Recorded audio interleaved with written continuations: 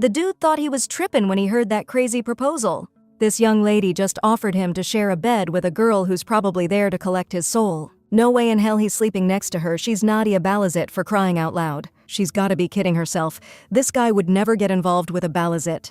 Glenn's words cut the poor girl deep, but even after he left, Nadia desperately hoped she could win him over. Seems impossible, right? It's a total nightmare for everyone else. It's tough and hurts a pampered kid to hear words that cold. But for Nadia, this is huge. She was so happy and grateful to the Marquis, she just hopes he keeps his word. Nadia's the Balazit family's illegitimate kid, and her life's been a total wreck. Her stepsister took all her anger and pain out on her, thinking she wasn't good enough. That girl was her dad's puppet, and he used her every which way to help the family.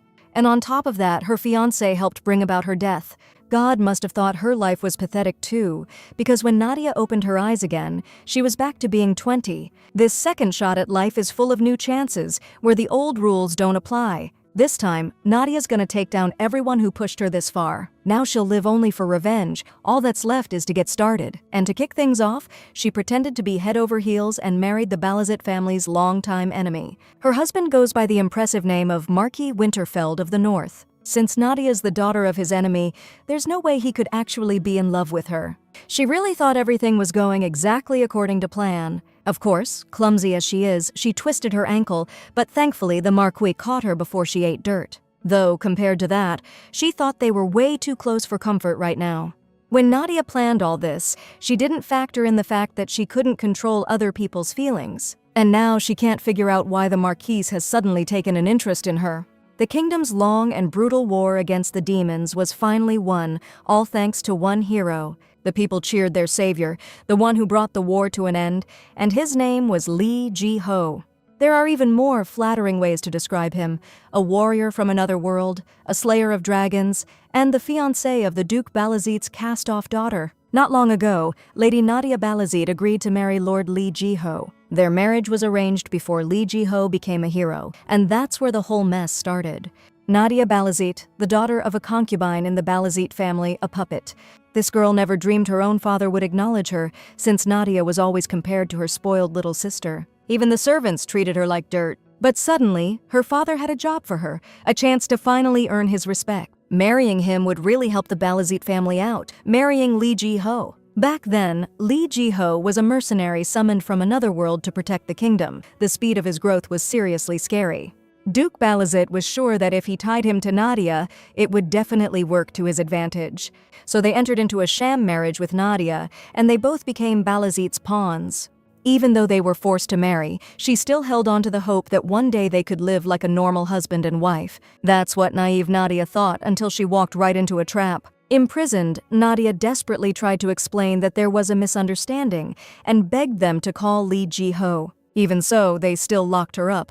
Guess she didn't fully grasp the situation she was in back then. The thing is, Lord Lee Ji-ho isn't coming, not a chance. Ever since Nadia married him, everything's flipped. Now he's the most important guy in the whole country. And Karain Balazit figured his wife couldn't be someone like Nadia, so she didn't get what her sister meant by misunderstanding. She must have mistakenly thought Karain was the one who locked her up here. It must have been them and her dad involved. Nadia first thought it was because of their feud with her stepsister. That cracked Karain up. This is a major scandal that's blown up all over high society. To make it like the marriage never happened, there was only one way: get Nadia drunk at the upcoming banquet.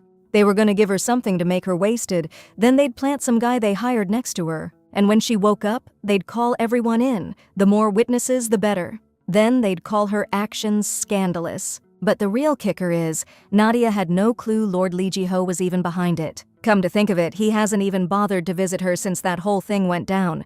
Seems like he's just plain disappointed. Truth is, he orchestrated the whole thing himself, even the marriage to her, a concubine's daughter. He must have seen it as slumming it. If he'd just suggested a clean break, Nadia wouldn't have put up a fight. She's just damaged goods after all. Kinda dumb to hope for anything more. Karen's even spinning it, saying his reputation would take a hit, 'cause he's a war hero and all. That made Nadia realize her sister's here, 'cause she feels sorry for him now.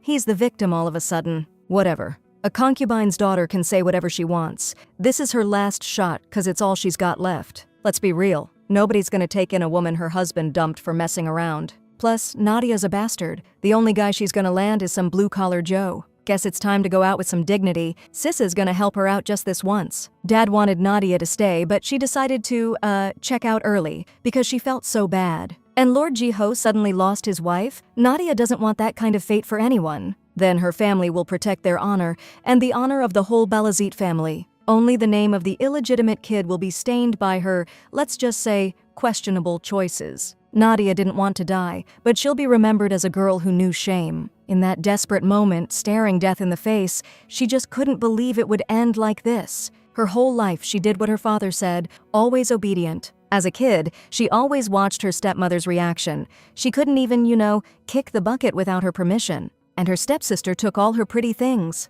In the end, Nadia died, having lived only 23 years. She thought that was it, the end, but when she opened her eyes, she was back to a day when she was 20. There wasn't a rope around her neck, so at first she didn't understand how she survived. In her darkest thoughts, she distinctly felt death enveloping her body, but she woke up in her room, healthy. Nadia was back in the past, and even if it seemed crazy, she had another shot. A chance to get even with her selfish fiancé, and her sister who laughed while she was being taken out, and her father who used her and then tossed her aside like she was garbage. Not everyone given a second chance could say whether they'd choose to live for love or have a long and healthy life. It seems the maid noticed she was awake and said as she entered that she should have rung the bell. Because of the young lady, the servants couldn't clean the room. After that, it was a total nightmare. The maid even forbade her from touching the mirror, afraid of fingerprints. Nadia was worried it might be a dream, but she really had somehow gone back in time, because that Sudanese woman is responsible for cleaning her room before Karain offed her 3 years ago. What's more, on the day of the banquet when Nadia was grabbed, she slipped her alcohol on Karen's orders. The girl drank it and passed out. Back then, she didn't realize it was a trap, but now things are different. She won't fall for it again. Surprisingly, Nadia changed her expression and thanked the maid for always cleaning up around here. As soon as she left the room, the head maid was already waiting for her in the hallway. The thing is, His Majesty the King has come to see the Duke, so Nadia needs to get ready to meet him. The King's visiting her father just in time. She'll be ready soon. Her father is Duke Balazit, and she's running seriously late for their meeting. My father looks at her like she's dirt. Nadia used to be terrified of that look, obedient and trembling. The Duke decided to tell her everything on the way, so he told her to listen up. They're talking about the victory ceremony. Also, the question will come up of Nadia awarding Lord Ji-ho with a laurel wreath. She needs to agree. So, turns out the king's here for the Kalam Expedition victory celebration. Apparently these ceremonies are a long-standing tradition. In it, a girl of marriageable age places a laurel wreath on the hero the ceremony's for. In other words, it's an admission of love for the war hero. The catch is, one of the guys getting honored at this ceremony is a northerner, which means he's the South's worst enemy. He probably wants to shift the focus, letting Nadia give the wreath to Lee Ji-ho. They want to tie them together through marriage. Even if Nadia refuses, her father won't listen, but she needs a chance to break free from her father and Lee Ji-ho. Finally, the door opened, where the king and her stepsister were already waiting for her and her father. His Majesty's been expecting the Duke. He hopes the Duke knows why he's here. Lord Balazit claims he has no clue. He's not a mind reader after all. But the king thinks he's playing dumb. See, the Calais Expeditionary Force is demanding a victory parade. Duke Balazit believes they've earned it, so he's letting them have their way. But the real problem isn't the parade, it's who's in that unit. One of the top commanders with the biggest achievements, their worst enemy from the south, Marquis Winterfell. Then the Duke promised to shift the focus of the ceremony elsewhere. He's got a plan to tie the Northerners' hands. He took everything Nadia's father said seriously, without hesitation. No wonder the Northerners are ticked off. They're gonna trap Marquis Winterfell with marriage. They'll use their authority to order him to get hitched. Duke Balazit suggested his bride be the daughter of a southern noble. That way they can stop him. Hearing that, Nadia was instantly thrown back to the past. After she and Lee Ji-ho tied the knot as a reward for his success on the expedition, Marquis Winterfell got married too. Of course, his bride was a girl from a family that the king introduced through her father. Rumor had it she was always crying because the Duke was so awful, and eventually she just ran off. Nadia felt bad for the girl. But if she were that girl now, her father's puppet, then maybe she could dodge marrying Lee Ji-ho and avoid the payback. Nadia can't jump the gun here. It's too soon to say anything. When the king asked who would volunteer their daughter, the Duke felt like he didn't trust his subjects' loyalty. After all, people should be willing to sacrifice their daughter for the good of the country. Realizing this was her chance, Nadia suddenly turned to the king, wanting to say something. If they needed someone to go to the enemy camp up north, then she was willing to do it. She's from the Balasit family, who've served His Majesty their whole lives, so she's the most trustworthy person we've got. So, this girl asked for permission to marry the enemy for the sake of the king and the country's well-being. She's not gonna be a pawn anymore. So she's planning to marry Marquis Winterfell? Dad thinks she's lost her mind. She must not realize how deep Dad's beef with Winterfell actually goes. According to the king, their families are sworn enemies, so Marquis Winterfell might not even take Nadia as his wife. But still, the girl claims she's got a brilliant plan. At the ceremony, she's going to present the laurel wreath to Marquis Winterfell. Hearing this, her furious father called her a fool, thinking he'd just accept it from her like that. Come to think of it, nobody's ever refused a laurel wreath before. Even so, the Duke's still convinced that these things are prearranged. They already planned for her to hand the wreath to Li Ji-ho. Nadia totally eavesdropped while making tea, and now she knows the Marquis himself demanded this whole ceremony. The wreath ceremony is the whole point, but if someone refuses it, all eyes are going to be on that poor sap. Sure, a hero's only as good as the people's love, but love between two people is way more interesting and exciting. People forget his achievements fast, so Nadia's sure he won't screw it all up himself. Then it hit the Duke like a ton of bricks. His Majesty could make it so he can't refuse, leaving him no choice. So Nadia told the king to push for the marriage, saying the official's daughter is begging for it. Then, he'll look like a generous ruler who just wants to make some noble lady's dream come true.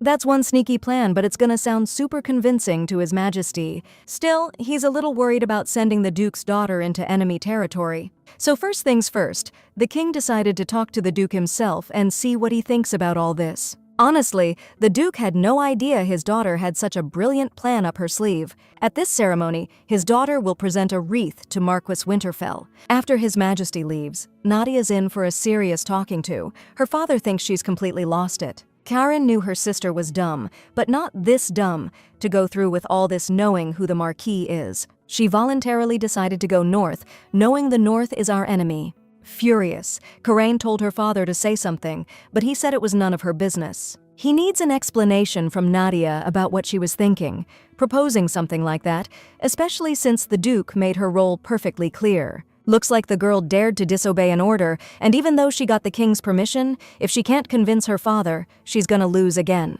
She needs to make the right move, so she said she has no desire to marry a foreigner. Even if it's only half, she still has Balasit blood running through her veins. Dad's gonna be flipping out that her stupid pride means we gotta hand all the glory over to Marquis Winterfell. Nadia tried to calm herself, telling herself she was done living like a pawn.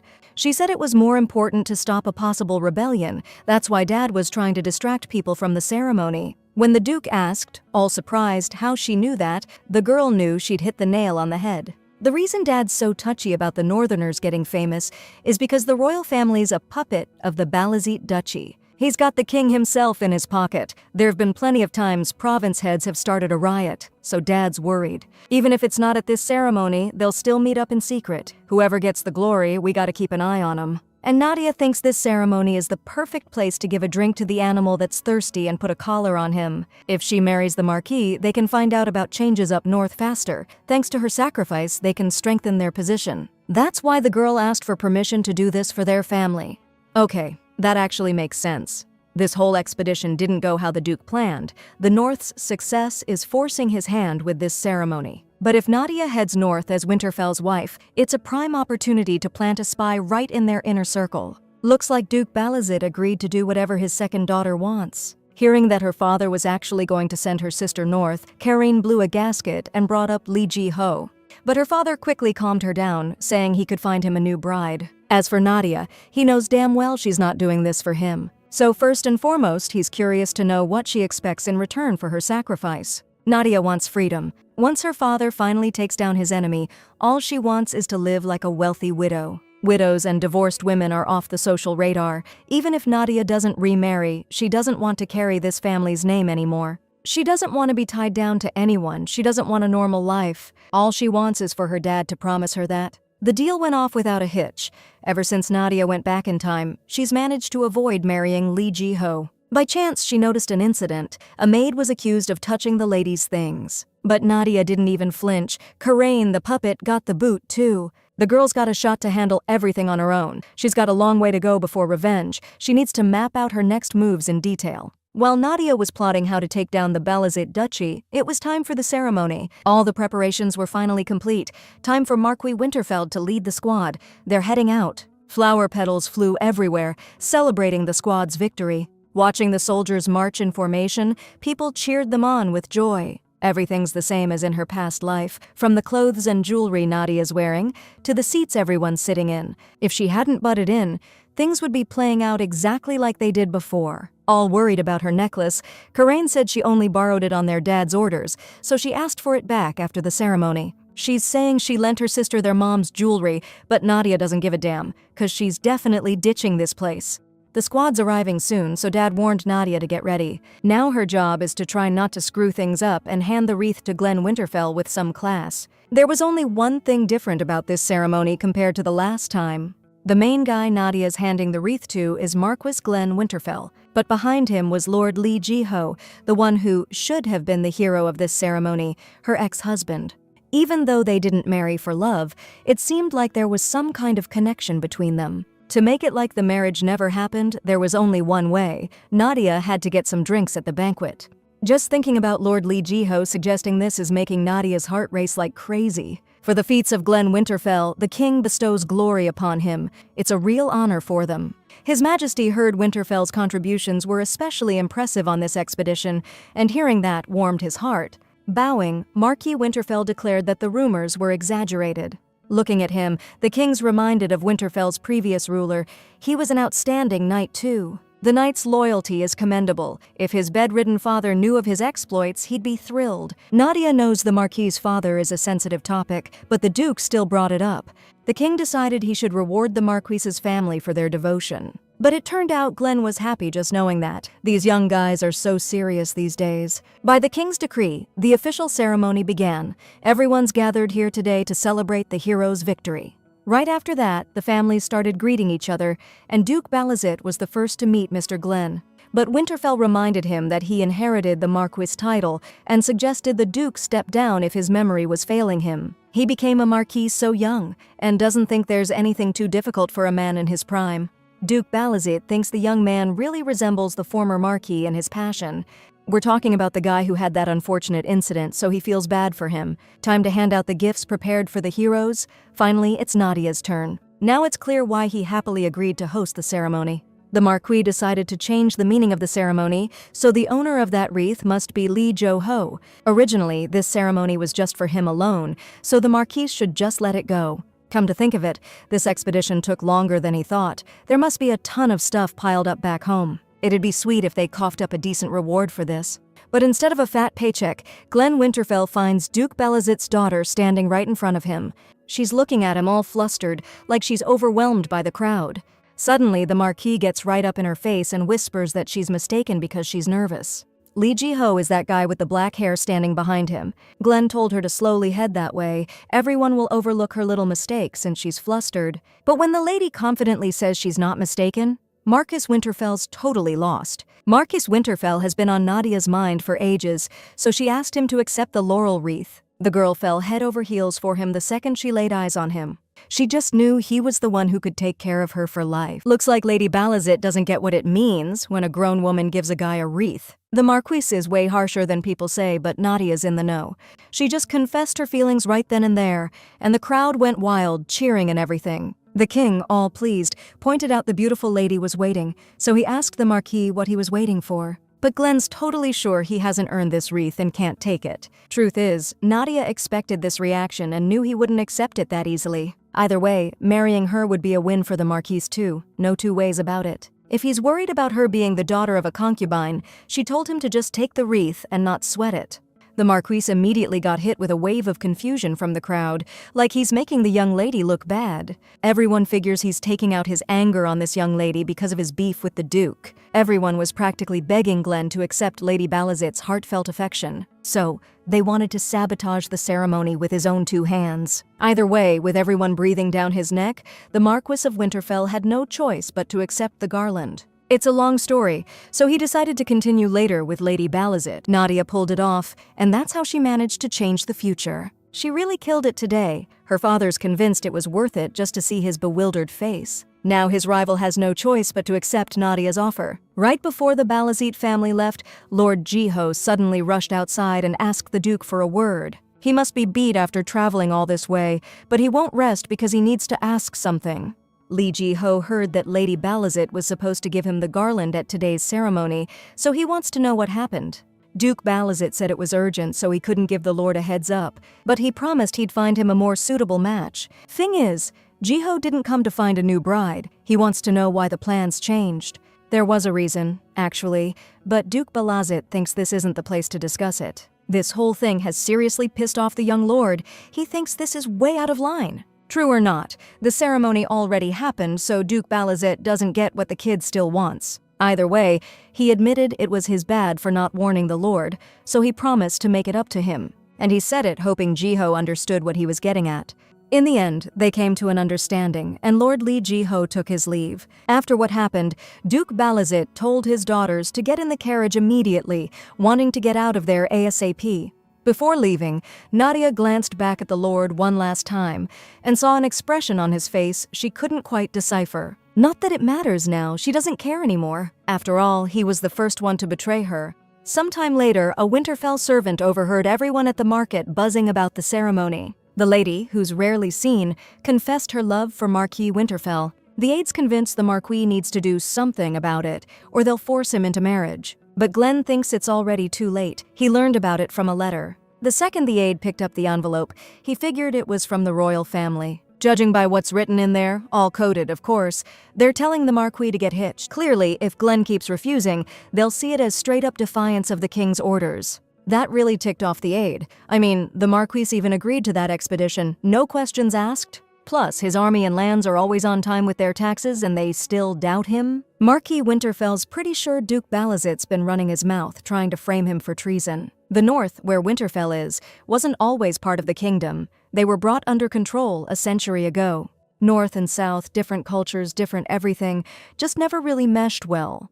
The northern army's been guarding the border against monsters, keeping the south safe and sound, and their fields fertile. But the southerners looking at them just see a bunch of wild, scary northerners. That's how the previous Marquis and Marchioness Winterfell ended up in that accident, thanks to some backstabbing. And Duke Balazit's looking like the prime suspect in all this. And now the Duke's daughter is handing Marcus Winterfell a laurel wreath. What a crock. Come to think of it, there are two reasons they want this marriage to happen. First, to stop the northerners from forming an alliance through marriage. And second, to plant a spy in the enemy camp. It's the perfect way to get the jump on any potential rebellion.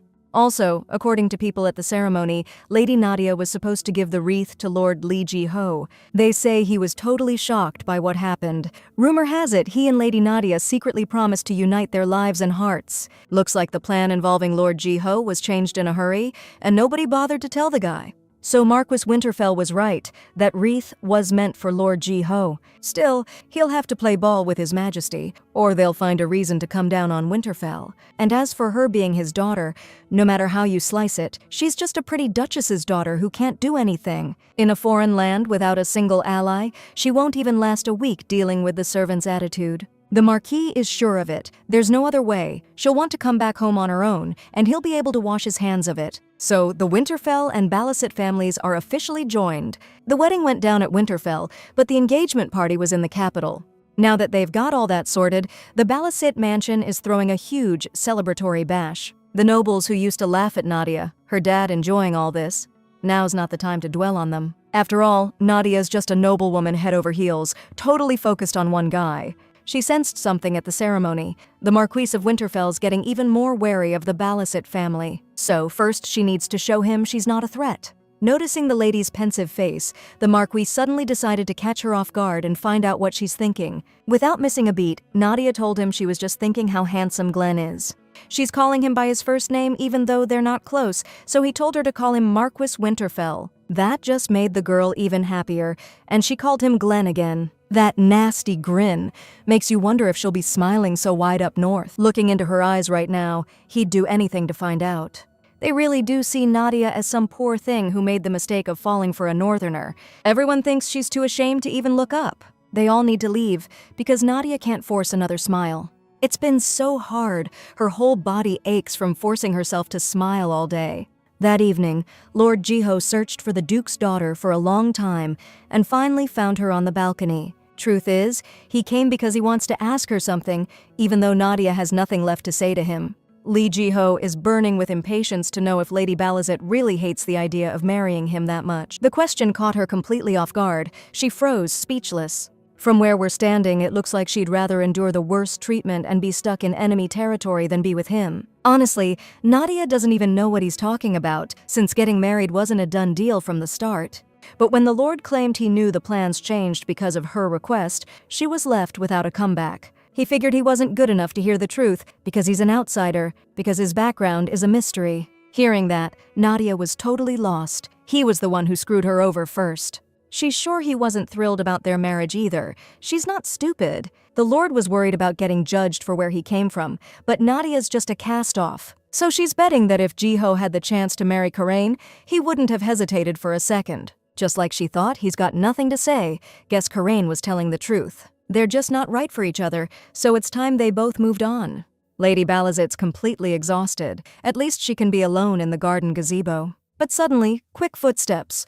Her sister knew exactly where to find her. And first and foremost, Karain really needs to talk to her. Of course, Nadia doesn't get why she's here. Can't she have a single minute to herself? The thing is, Nadia's chasing after some guy and dragging the family name through the mud, and Karain can't just stand by and watch. As a true daughter of the Balazet family, she's obligated to warn her sister. Honestly, the poor thing's just jealous that Dad only cares about Karain. She's desperate for his attention. That's why she's acting out. But no matter how hard she tries, Nadia's just his pawn. When you think about it, they're not so different. Nadia couldn't marry Lee Jiho, so now it's Karain's turn. Karain took those words way too hard and started angrily insisting she's a duchess's daughter. It's weird she still believes her dad, since she's just a tool for him to reach his goals. Still, she can't stand the idea of her sister putting her in the same category as trash like herself. Speaking of which, Karain's wearing a piece of jewelry today that Nadia's mom got from their dad. He gave it to her because he thought she'd have a son, but Nadia showed up instead, so she doesn't deserve it. If she wants it back, her sister told her to get on her knees and beg. On her knees, she has to say she's sorry for acting so recklessly towards her sister. Karain will forgive the poor thing if she begs convincingly enough. Otherwise, she'll just ditch it. She's got tons of trinkets, so who cares if one goes missing? Seems like a good deal for her stepsister, but judging by Nadia's face, she's not feeling it. Afraid her sister would toss the necklace, she suddenly needed to double-check she'd actually give it up. This quiet girl's finally showing her colors and pissing off Karain. Time for a lesson. Karain, so generous, told her sister to kneel. That's when Nadia shoved her back hard. The Duke's daughter splashed into the water and screamed she'd make her pay for that. Well, now Nadia's curious what'll happen if she doesn't make her pay. Either way, nobody was giving that pendant back, no matter how much she begged. Something similar happened in her past life. Back then, she did everything Karain said, but still never got the necklace back. She spent a lot of her childhood wondering why her sister hated her so much. She wondered if Karain would ever accept her as a sister if she just did whatever she was told. But then Nadia realized her stepsister hated her for absolutely no good reason, so now she's given her a real reason, a legit excuse to hate her guts. This isn't the Nadia that Karain knows. It's creepy, like she's a totally different person. Just then, voices. The guard spotted someone in the water. Lady Balizet was pulled from the pond and immediately wrapped in a warm blanket. Her father demanded Nadia explain immediately what all the racket was in the middle of the night. That nasty stepsister immediately clung to her father and blamed everything on that dirty little girl. Convinced this was the end, Karain confessed that she was the one who pushed her into the pond. The heroine found it hilarious how her sister, despite all the hate, could lie like that. After all, Karain didn't listen to her, still went to the edge, and Nadia warned her it was dangerous. She was just trying to pull her away. In a fit of anger, Karain blurted out that she threatened her sister with the necklace, after which she pushed her into the water. Right away, there was whispering behind me. People realized the youngest daughter had a real nasty streak. In that instant, the girl knew she'd screwed up big time. Her dad immediately told her to shut her mouth. She was freezing, so he told her to get back to her room and rest up before she caught a cold. Insisting it was all a lie, the girl tried to explain, but her father ordered her to be taken to her room. Looks like the sisters had a little spat. The Duke said he was sorry it happened on such a bright day. That Balazet noble daughter really brought shame on the family. Everyone knew it was only a matter of time. Her father didn't take Karane's side, even though Nadia expected him to. She didn't even realize her honor meant so much to him. Whatever, it doesn't matter, she got Mom's necklace back. Now, with a clear conscience, the girl can finally leave this place. Soon, Marquis Winterfell, with his squad in tow, finally set off. The knight spotted his lord and just lit up, grinning from ear to ear. Fabian was being way too loud, so Marquis Winterfell told him to get back. Just to be sure, the kid still had to ask, even though it was kinda rhetorical. He needs to know for sure if the lady's offer was the real deal. Truth is, the knight already knows she's playing him, but seeing her face during the ceremony, he almost thought she meant it. In that case, Marquis Winterfell warned him not to trust appearances. She's the Duke's daughter, she could stab you in the back at any moment. Just look at her dowry, she might be here to help in tough times, but she also might be watching you. Looks like the boss is right, so Fabian agreed to head back to his post. His job is to protect the lady. Walking alongside her after hearing all that, he's even more on edge now.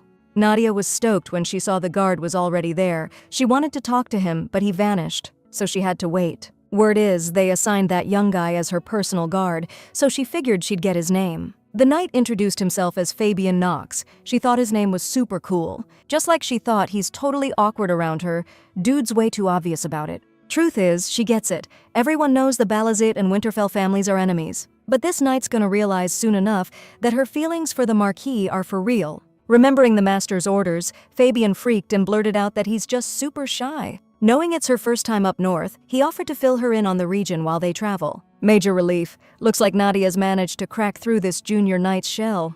The ride was so long and tiring that she didn't even notice herself drifting off to sleep.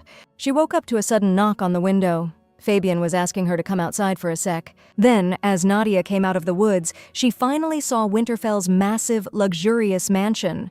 Lady Balazit knew the wedding prep was rushed, but she wasn't expecting this. Glenn's mom brought this wedding dress. The wedding's coming up quick, so they decided to go with it. You might have heard, my lady, but the North's been hit hard with monster attacks and a bad harvest, so folks are struggling. The mistress explained that's why they're planning a smaller wedding ceremony. Surprisingly, Nadia gets it. As long as she's with Glenn, it doesn't matter how big the wedding is. Besides, she's a Marchioness now, so she's got to think about her people. If the young Marchioness feels that way, the mistress can rest easy, and hopes she always will. Grace Ground, Glenn's aunt. The last Marchioness passed, and the last Marquise is sick, so she's the head lady of the house now. That dress looks amazing on Nadia, and Mrs. Grace is positive that when Glenn sees her, he's gonna flip. Seriously, because of her dad, Glenn's even being a jerk to her. But Auntie's sure she shouldn't sweat it. She's so gorgeous, Glenn'll come around eventually, and Mrs. Grace will help her out. Nadia just needs to focus on winning him over. Nadia totally gets what Mrs. Grace is hinting at. She knows Glenn hasn't accepted her yet, but now she just needs to remember her words. Before leaving, Mrs. Grace said she hopes Milady knows what's most important about, winning someone over. Nadia needs to get ready because it sounds like she's talking about the wedding night. She figured Glenn wouldn't even want to touch her, so he'd refuse to spend the night. But there's a tiny chance that this guy might actually suggest they stay together that night. After talking with Madame Grace, Lady Balazit couldn't stop thinking about it. Sleeping together? The thought just wouldn't leave her head. It's crazy to think about. They'll be sharing a room right after the wedding. But she doesn't know if Glenn will even want to stay in the same bed, since he pretty much hates her. But if he does want to, she's clueless what to do. She totally wasn't expecting this. Nadia was only thinking about sharing a room. The vow kiss completely slipped her mind. Glenn will probably just fake the kiss, so there's no way they'll be sharing a bed, right?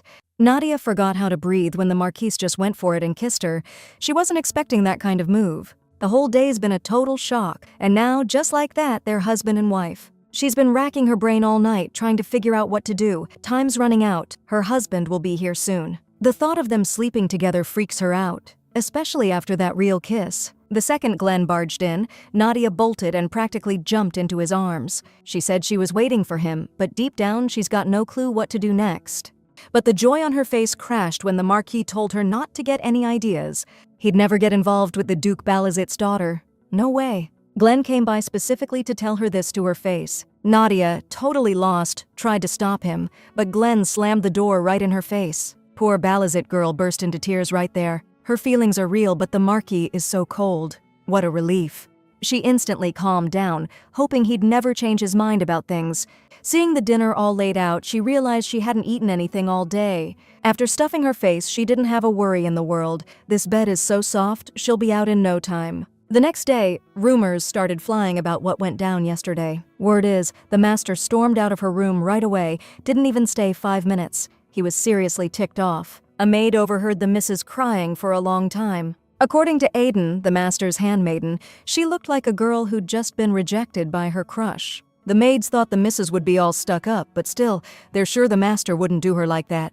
Looks like the knights need to get these maids to zip it. But Lord Winterfell told everyone to ignore it, figuring they wouldn't take a liking to her anyway. He started wondering what that girl was up to since she doesn't have many options. The knight said she's officially the Marchioness now, so she's gotta run the estate. Those words made the Marquis realize she was fully committed to spying on them. In that case, the master assigned Fabian, her guard, to keep an eye on her, to watch if she was doing anything shady, like sending letters back home. Now Fabian has to be with her all the time and report everything back to the boss. Glenn sent Fabian to guard Lady Balazit. From now on, he'll be looking after her. The girl was so happy that the Marquise thought she'd be uncomfortable with strangers, so he sent him. The truth is, the guy came to watch her, not protect her, and she's so happy he almost feels bad. Nevertheless, he'll wait by the door so she can go about her business in peace. So he's decided to watch Nadia all day long. Now she needs to somehow convince him she's not a spy. First of all, the girl asked Gordon to bring the account book so she could study it. No sooner had she learned a little bit than she wondered why they were so deep in debt. She knew things weren't great in Winterfell in her past life, but this amount is insane. According to Gordon, it's just the way things are up north. Nothing they can do about it. Every few years they get hit by a monster wave. Their land is super depleted, so resources are scarce. Remembering the king's monster-slaying rewards, Nadia decided to find out where that money goes. Truth be told, those funds are the only reason they've made it this far. After the Kalia expedition, they can't participate in expeditions. Nadia didn't even realize war cost so much. Then Gordon accidentally let slip that they didn't want to participate, but someone demanded they do their duty. She immediately knew that by someone he meant her father. Anyway, she'd cooked up a plan to make some cash, but she didn't realize the debt was this huge. Besides, she's curious how Marquis Winterfell paid off his debts in his past life. Actually, Gordon has a solid plan, seeing as Milady is now part of the Winterfell family too. In these tough times for her new family, if she uses her dowry to pay off the debts, she can really help out. And Nadia was wondering why the butler so easily gave her the seal and the key to the warehouse. So he's testing her, asking her to solve their financial problems. However, she can't do that, and she's not saying that because she doesn't want to help the Winterfell family. Looking at the expense ledger, you can see that the debt slowly grows every year. The problem is unique to the north, so Nadia's dowry won't solve it. Eventually, the debt will just reappear and keep growing. It's not that Gordon hasn't thought of this, but he was sure their lands were in a dead-end situation right now. That's why Nadia's going to fix what makes our territory so messed up. Of all the words the Marquis Winterfell understood, it was that she couldn't use the dowry money. Actually, she didn't say that. What she did say was, "It's better to start growing the dowry than to pay off the debt right now." That's what the lady said. The other guards were super surprised Fabian believed her, 'cause she just seems nice. Now they're doubting whether they can trust this blockhead to keep an eye on her. There are a ton of things to take care of, both here and there. Nadia needs to make some serious cash. As she passed the first floor, she suddenly heard shouting. Some guests showed up at the estate, convinced the Marquis is loaded. Poor Gordon's trying to calm them down. Confused, Lady Balazit immediately went downstairs to figure out what was going on. The guest instantly recognized her as the Duke Balazit's daughter, but she asked him to call her Marchioness Winterfell. Then the guy introduced himself as Shylock, along with Wayne from the Northern Merchants Alliance and Katarina from the Krita trading firm. Nadia cut the crap and asked what they were talking about. Like some crazed loan shark, Mr. Shylock demanded she hand over the money, saying the payment was almost due. Turns out they'd heard she brought a hefty dowry with her. If she said they couldn't pay this time either, these guys would snatch up Windshadow Plains, which was put up as collateral. Windshadow Plains is the only fertile land in this whole dried-up territory. Nadia remembered how the Marquis paid off the debts in her past life. He just gave them the land. That thought made her sick. The debt repayment date was only 3 months away. Obviously, if they lose the plains, the Winterfell family is totally screwed. No matter how powerful the Marquis's army is, without cash, he can't become the leader who unites the North. So Nadia asked for 2 months. If they postponed the payment for 2 months, she'd figure it out. Honestly, Mr. Shylock doesn't get why she needs 2 more months when she brought a dowry with her. Nadia says she's using her dowry to start a business. The Winterfell family has close ties with merchants up north. It'd be great if they remembered their long-standing friendship and gave her a hand. In return, she promised she'd never forget their help. Of course, if the business goes south, they can just take the land she put up as collateral. They've got nothing to lose. Just as you'd expect from a Marchioness, Mr. Shylock is impressed by her cleverness. He's ready to answer right now, but he needs to talk it over with the other merchants. Nadia's willing to wait as long as it takes. Truth is, she's so naive. Obviously, the business of some girl who's never known hardship is gonna crash and burn. While the suckers are waiting, Shylock's gonna snatch up the best land. Once they were finally gone, Lady Balazit breathed a sigh of relief. Gordon, scared they'd lose the planes, decided to find out what kind of business she was talking about. Nadia was actually going to pay them back, just like she planned. She actually wanted to talk to him about it. She asked him to invite everyone who wanted to postpone their debt repayment to the mansion. She needed to buy something from them. Lady Balazit already said she'd start a business, but not everyone can get into a really important business. Now their job is to show what someone gets when they trust them and are willing to wait. The business Nadia was talking about is making herbal tea from prickly vines. She's sure she'll be successful. Prickly vine is a weed that only poor people use. It has no value, it's just a common weed. The girl asked them to buy it in bulk for her, but others think it's crazy that she calls it a business. According to Wayne, the price of this weed is pretty low, but you need some capital to buy it in market quantities. He almost choked when he found out the girl was going to spend her dowry on those weeds. She should have stocked up on dresses and jewels. We could have flipped those later. Last time she sounded so sure of herself, Wayne figured she had a solid plan. Didn't think she was this clueless. Out of nowhere, Katerina pipes up that it's a terrible business idea, since thorny vines are worthless. There's tons of herbs that could replace it, plus with shipping and storage costs, they're gonna take a huge loss. These guys are way off. Nadia didn't invite them for a debate, she's hiring them, promising to pay above the odds. In that case, the merchants agreed to contact all the trading companies and secure the required volume of goods. The Marchioness is counting on them. She wants them to handle absolutely everything. It's been 2 months since then, and Aunt Grace heard that Glenn still hasn't worried about anything except her useless weed. It really threw her for a loop that her nephew's letting her keep messing around with this garbage. As far as Marquis Winterfell's concerned, she started this business with her dowry money, so he has no right to interfere. Thing is, Lady Grace isn't sure she can be trusted to run things, seeing as she's no good with money. Even though the debt's due soon, the Marquis isn't bringing it up. Auntie realized she let something slip, but before leaving, she made the kid promise to remember what she thinks about the family's future. The second the Marquise's office was empty, there was another loud knock at the door. Out of breath, Gordon rushed in,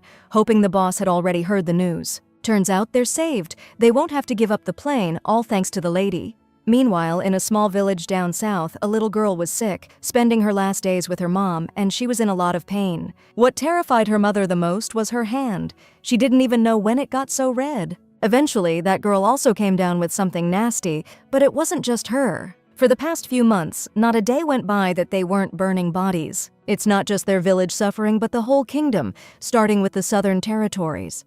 The two country bumpkins' chat was cut short by a lord with some urgent news. Turns out they've finally found a cure for the plague. It's a tea made from thorny vine herbs, and they say it can heal you. Merchants, hearing this news, immediately decided to stock up on the thorny vine herb. But it turned out someone had already bought it all up. A huge line formed to buy the miracle cure. The woman was terrified her daughter would die, but luckily she got the thorny rose herb cheap. According to Fabian, it's all thanks to the Marchioness's generosity. She made sure everyone could get cured. A decree was issued to start supplying the herbal tea at an affordable price, starting with the areas in the worst shape. Price gouging, reselling, and hoarding the herb are strictly prohibited. Everything was done to minimize the impact on the less fortunate. Wayne's only worried the southern territories will think they deliberately made the medicine available up north first. But Nadia thinks that's unlikely, especially since it wasn't Winterfell that bought up all the vine, it was Wayne. Besides, let's not forget who she is. She's Duke Balazit's daughter from the south.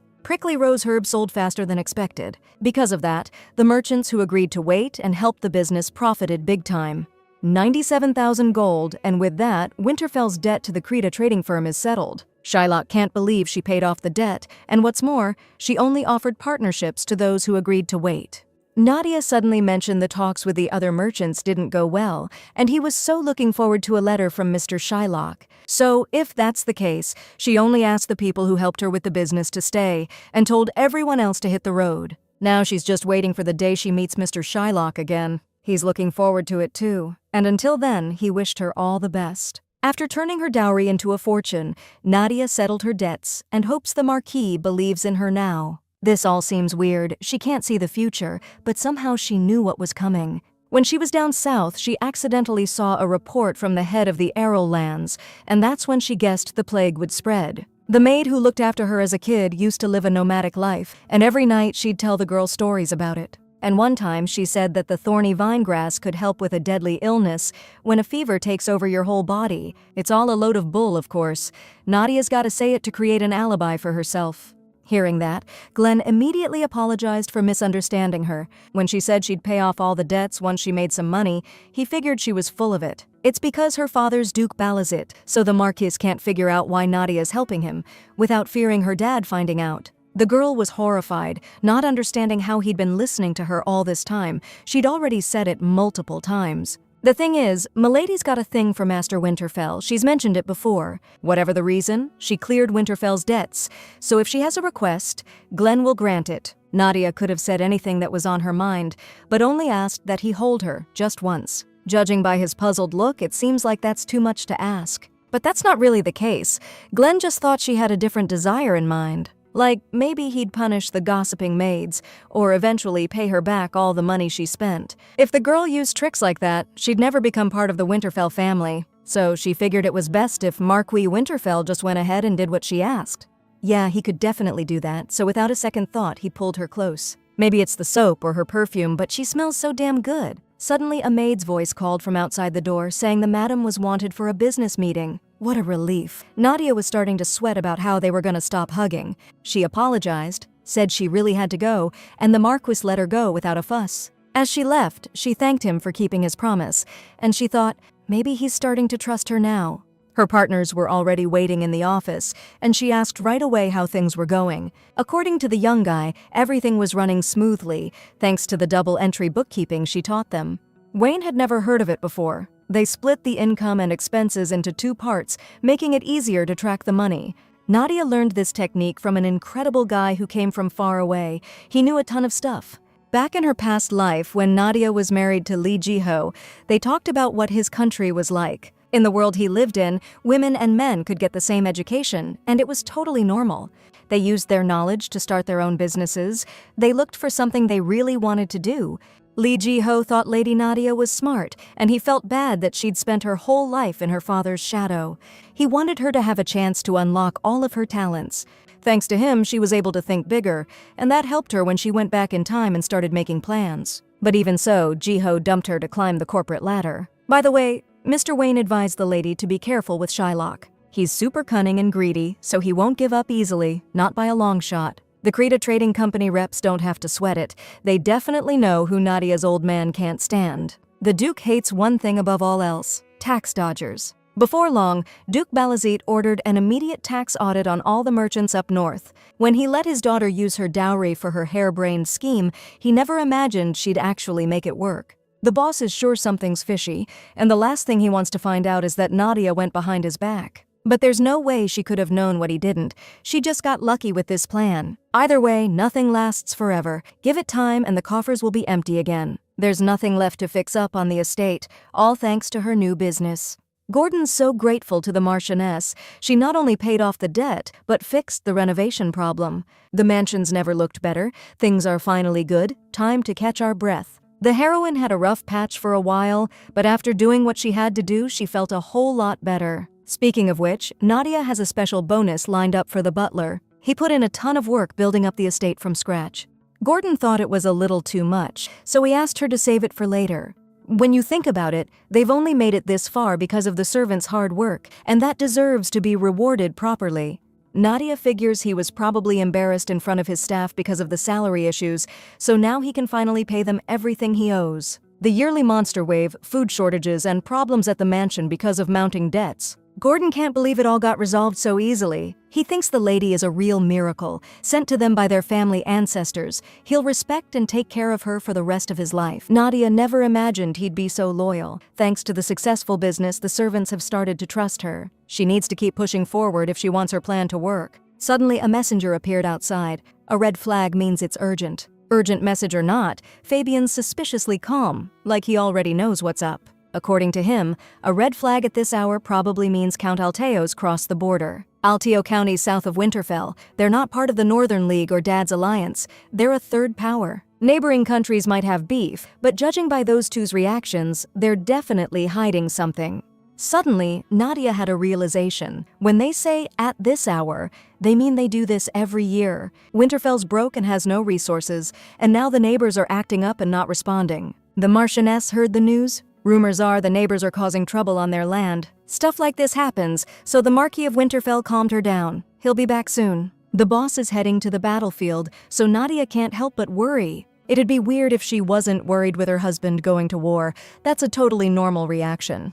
Seeing how stressed out she was, Fabian decided to try and calm her down. He said the Winterfell army is the strongest in the north, heck, even in the whole kingdom. And the boss is the toughest warrior in the entire empire. Those Alteo scrubs don't stand a chance. That cheered Nadia up a bit. Seeing how confident the boss is, she doesn't need to sweat it. So, she figured she'd better start thinking about which territories to snatch from the enemy. But if they always win, it begs the question, where's the land? Winterfell doesn't own anything besides the northern territories. Wars with Alteo happen all the time, as Sir Fabian confirmed. Since they've had plenty of chances to grab land, Nadia decided to find out why they haven't.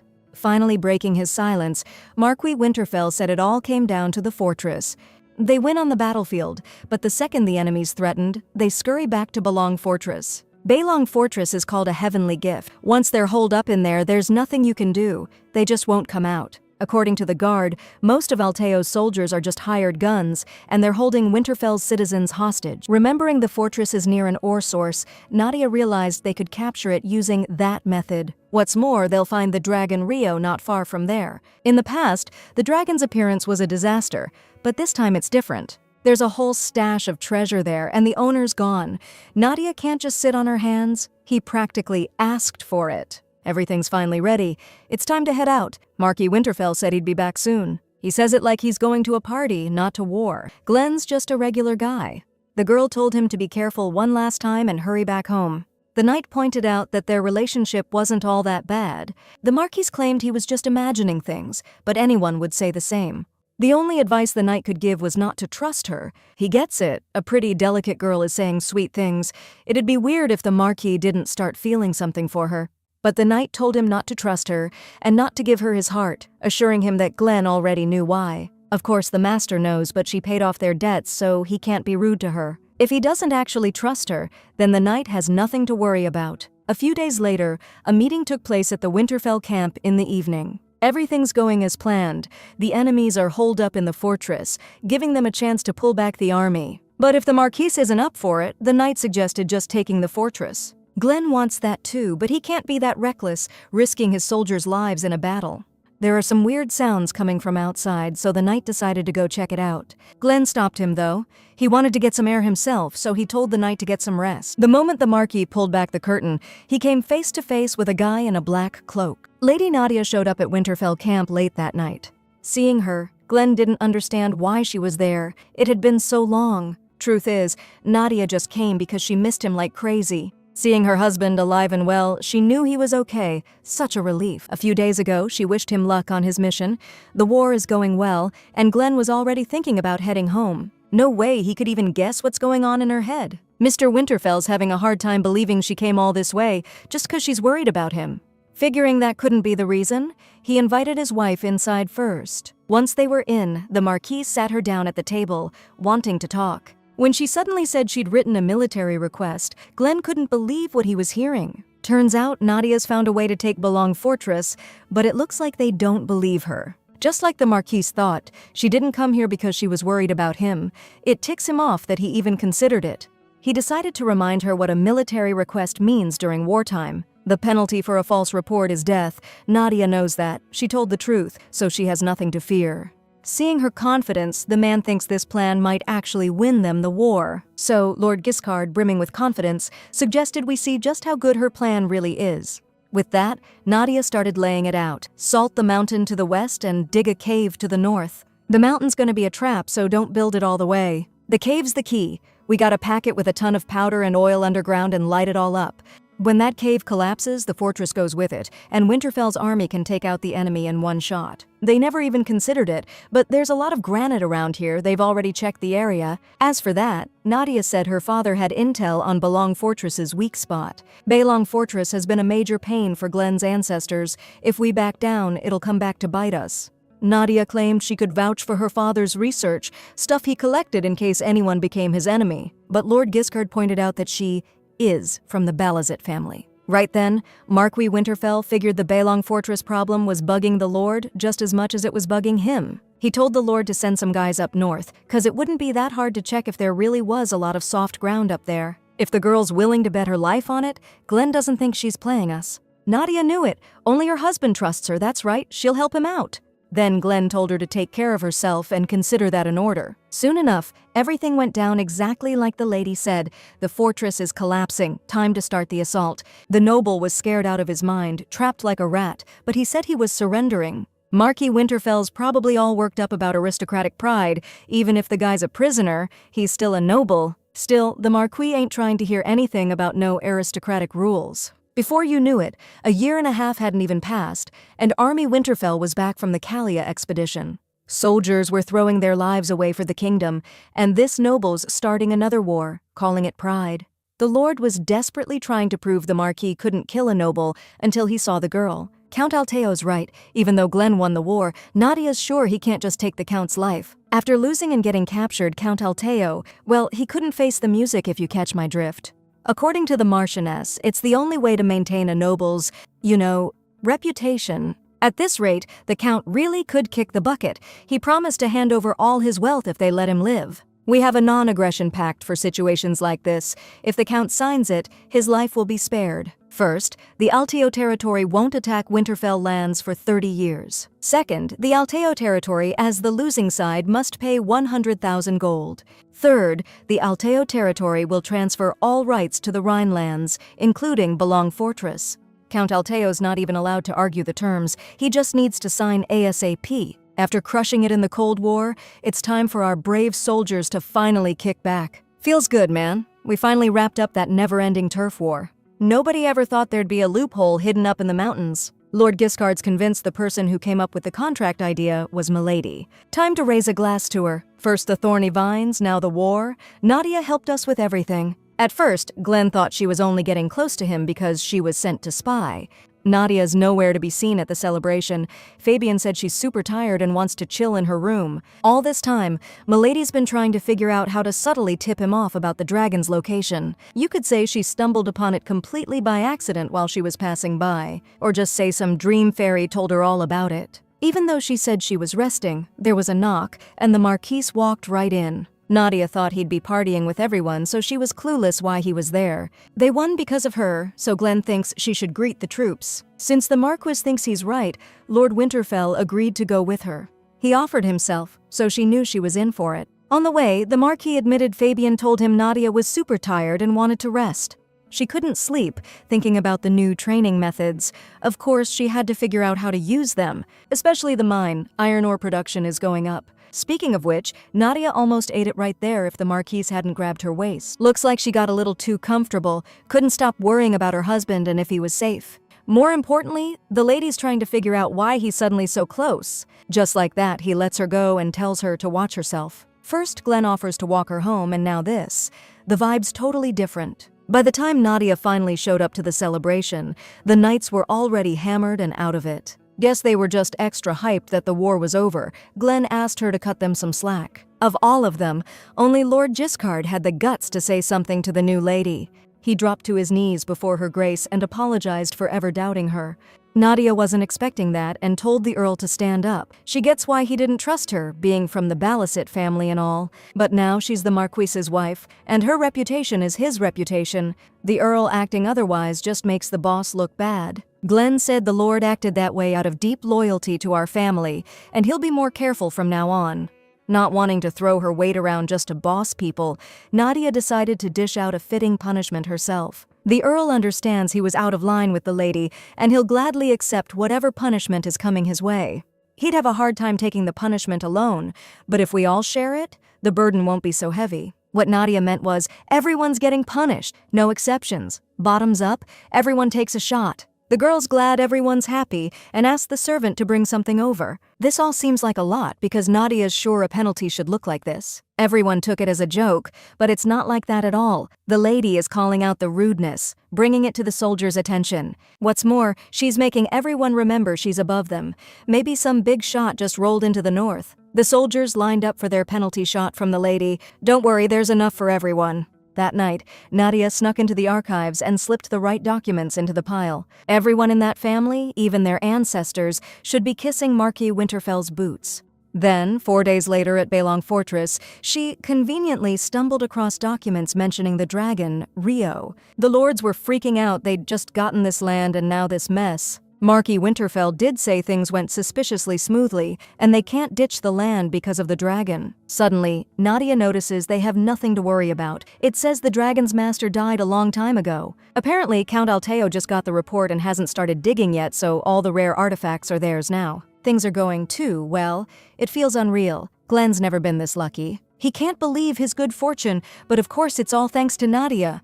Suddenly, the Marquis wants to know how she read that document. The lords saw it too. But they decided to skip it because they couldn't decipher Count Alteo's chicken scratch. Even though Nadia wrote with her left hand, it was still more legible. That's why nobody said a word about it for 4 days. Saying her father had similar handwriting, the girl suggested sending out a search party ASAP.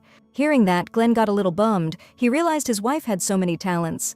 Nevertheless, he ordered Anils to send a team to search for the dragon right away. Before long, they finally arrived at the new territory won in the war. Now this fertile land belongs to the Winterfell family. But according to Anils, there aren't enough farmers. Most of the fields are just sitting idle. Turns out, Count Alteo was squeezing the farmers dry with high taxes for renting the land. People started starving in the spring when food was scarce. Eventually, they just bailed on the county. Once the dry season hits, the Marquis can build up his forces and get ready for the Civil War. Lord Giscard suggested bringing back the farmers who ran away from the county. If the Marquis gives the order, he'll lead the army and turn this whole area upside down. But Nadia figures those farmers have built their own village and are living their own lives. Forcing them back would be a bad look. She's convinced it's better to use drifters. That way they can solve the labor shortage. It's not a bad idea, but the Marquis isn't sure they'd want to settle down here. Even if he cuts taxes, they won't trust him that easily. From their point of view, Alteo is already a sweet deal. The truth only comes out after time has passed. Since Nadia's thinking again, Glenn figures she must have an idea. It's surprising he's even asking her opinion. She didn't even realize it was that obvious on her face. If Lord Winterfell lends her his sword, she thinks she can handle this. The head sword, passed down in the Winterfell family for generations, is a family treasure. When Glenn drew the sword, the girl was so happy, but then he gave it to Fabian. The sword's just way too heavy, so it'll be hard for her to carry. Fabian will be her arms and legs. Nadia suddenly declared she wasn't that weak, but then she felt lighter to the Marquis than he thought. Just like she suspected, something's changed about Glenn. Upon meeting his buddy, the Lord suddenly started talking about that story. The whole village is buzzing about it, and the kid still doesn't know. This is the story about Peter and the 10 gold bars, the one that's all over the empire. Once upon a time, a new owner appeared in Alteo County, and the new head offered people 10 gold bars in exchange for pulling out a sword. They all wanted the gold, but no one could pull the chief's sword. Then one day this brave kid shows up, decides to give pulling the chief's sword a shot. Finally, someone yanked that sword out, and that's when he arrived. That guy forced the one who pulled the chief's sword to kneel before him. Peter, the only one who believed the chief's promise, got a sweet reward and lived happily ever after. The new chief was different from Count Alteo. The story spread to other villages, and Balong Fortress filled up with peasants. Time to drink up. The new chief promised to lower taxes, so people are gonna live large this year. Nadia's been swamped with work since dawn. The head peasant wants her back, and the broken weapons need fixing too. Nadia's so weird, so full of energy, like she's got a serious bone to pick with her past life. Marcus Winterfell can't figure out why she's busting her butt dealing with Winterfell's problems. She claims it's all because she's head over heels for him, but she couldn't care less about the guy. We're starting the day with some awesome news. They finally found the blueprints for Belong Fortress. The walls are seriously tough, and the inside is like a freaking maze. According to Glenn, the previous owner was super cautious. Must have been how he kept out intruders. They call Belong Fortress the Iron Fortress. It's got tons of hidden spots inside. Maybe Count Alteo's hidden treasure is stashed in one of them, so they gotta check everything out. Back in the day, though, Alteo and the dwarves were selling top-notch steel stuff. They had materials, weapons, even everyday items that would really help Winterfell get ahead right now. Looks like they found all the secret rooms pretty quick, but no sign of the dwarves anywhere. Suddenly, Glenn stopped dead in front of a wall. Something looked seriously off to him. The path ahead's blocked, but there's a crack, and the wall's kinda beat up. The Marquise's hunch paid off. As soon as he touched the wall, a secret room opened up. Nadia's staring, but she can't see anything different. She has no idea how he knew. Plus, this place isn't on any map, so it's all kinda sus and there's bloodstains everywhere. Now the big question is, why was Count Alteo hiding a forge in a place like this? Inside, there's a crazy amount of different handmade swords. Hard to believe a human made all this. That knife could be poisoned, so Glenn told her not to touch anything. Weird, but the boss doesn't remember Alteo's weapons being this high quality. This dagger's way stronger and lighter than our stuff. Suddenly, Fabian heard some strange sounds. They're coming from behind that door. Sounds like people barely alive. A forge hidden underground, top-tier weapons, and something else behind this door. Fearless Glenn decided to check it out and told Fabian to stick close to the lady. The knight was scared stiff, thinking there might still be people in there, or worse, ghosts. The brave head of Winterfell, without a flicker of fear, kicked the door open, not caring what was on the other side. Just as he figured, it was a dungeon for prisoners, and he could hear them begging for help. The head couldn't believe his eyes when he saw they were dwarves. Nadia froze, horrified by what was happening here, all of them chained up in a place like this. Seeing people, the dwarf desperately fell to his knees and pleaded for mercy, saying they'd made a terrible mistake last time. The Marquis of Winterfell didn't get what was going on. First, he wanted to know why they were here. Realizing they weren't sent by Count Alteo, the dwarf explained they just came to see the human world. So it turns out Count Alteo was exploiting people too. The Marquis decided to handle this himself. He immediately drew his sword and headed towards the dwarves. You could cut the tension with a knife. Nadia, terrified, rushed to stop him, holding the Marquise back with all her strength. She's convinced they shouldn't be killed. They're just victims that Count Alteo took advantage of. But Glenn wasn't even thinking about killing them. He was totally surprised she'd even think that. Actually, he just wanted to smash the chains and free the prisoners from the previous count's reign. His name is Glenn. He's the new head of the county, and he asked the dwarves to tell him what Count Alteo did to them. The freed dwarf looked at him with eyes full of hope and fear. They honestly never expected things to turn out like this. They wanted to see the world, to try creating new things in the big world, using resources and their skills. Thinking about that, they went outside, but nobody was happy to see them. When they reached the last house, disappointment set in, and they considered just heading to another village. Plus, they had a sick kid with them, but all they were doing was running from people. Nobody helped them, and there wasn't even a sign the rain would let up. They knew if things kept going this way, it wouldn't just be the kid in danger, but everyone else too. All they wanted was a place to get out of the rain. That's when Mr. Miar decided to head to the fortress, hoping their leader lived there and would help them out. The palace was actually pretty close, so another dwarf decided to go with him. Standing before His Majesty, the dwarves bowed low and begged him to help them before the kid's fever got any worse. But the cruel Count Alteo considered their pathetic request an abomination. He was furious these beggars had been let in. He ordered the hands of the one who let the dwarves in to be cut off, and then to be kicked out along with that thing. Cornered, the dwarf begged them not to kick them out, promising to do anything if their leader would just hear them out. When he pulled out a special item, the guard shoved him aside, and the dwarf dropped it. Count Alteo figured the beggars had just stolen the precious thing. It was super sus that they had something so rare on them, so he accused the dwarves of petty theft, but he didn't know the whole story yet. That's when the boss found out they actually made the cup themselves. Turns out they had skills he could use. That's how the dwarves got into the fortress. Alteo said they could stay as long as they did everything he told them to. He locked them in the basement to keep them safe, and they didn't mind, since they wanted to stick around until the kid got better anyway. Until one day the dwarves wanted to leave, now that the kid was all healed up.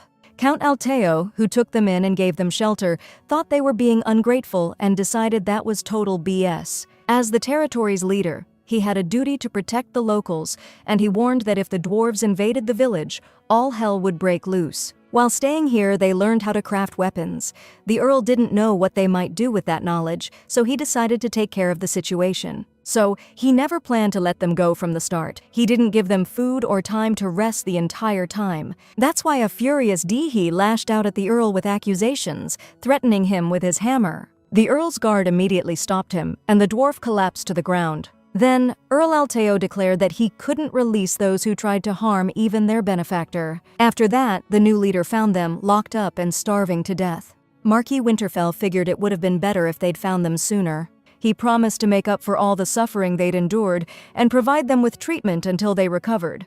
The dwarf was so scared before that he refused the money, but agreed to accept treatment, wanting to return to where they came from. People who don't belong in this world, who were never accepted, and whose faith was betrayed, Nadia totally gets how they feel. She'd hate for them to go back empty-handed. They came out to see the world but haven't seen anything yet.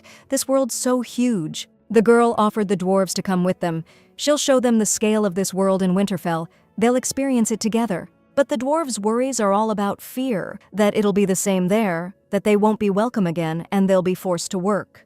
Nadia guaranteed that no one would kidnap and lock them up again. She promised them a vacation and good pay. Of course, she's not forcing them, so they can refuse, but she'd be happy to have such talented craftsmen living with them. The old Nadia would have wanted someone to comfort her like that too, in a house where she was needed by no one. Honestly, Glenn feels the same way. He understands them. They're scared something like that could happen again. But they don't have to worry now. He, as the new leader, guaranteed their freedom and safety. Looking at the confused dwarves, it seems like everyone's thinking the same thing. That's a smart move. The Marquis wants them healed up first, then they can figure out where the dwarves are gonna live. Before long, Fabian excitedly announced that they'd finished checking out the iron gear. Just like the lady said, they're incredible. Fabian couldn't even resist trying some on himself. Truth be told, these aren't Nadia's ideas originally, but she said she's been dying to test this out, and now they've found these dwarf masters. This iron armor is way tougher than regular stuff, but we'll see exactly how much later,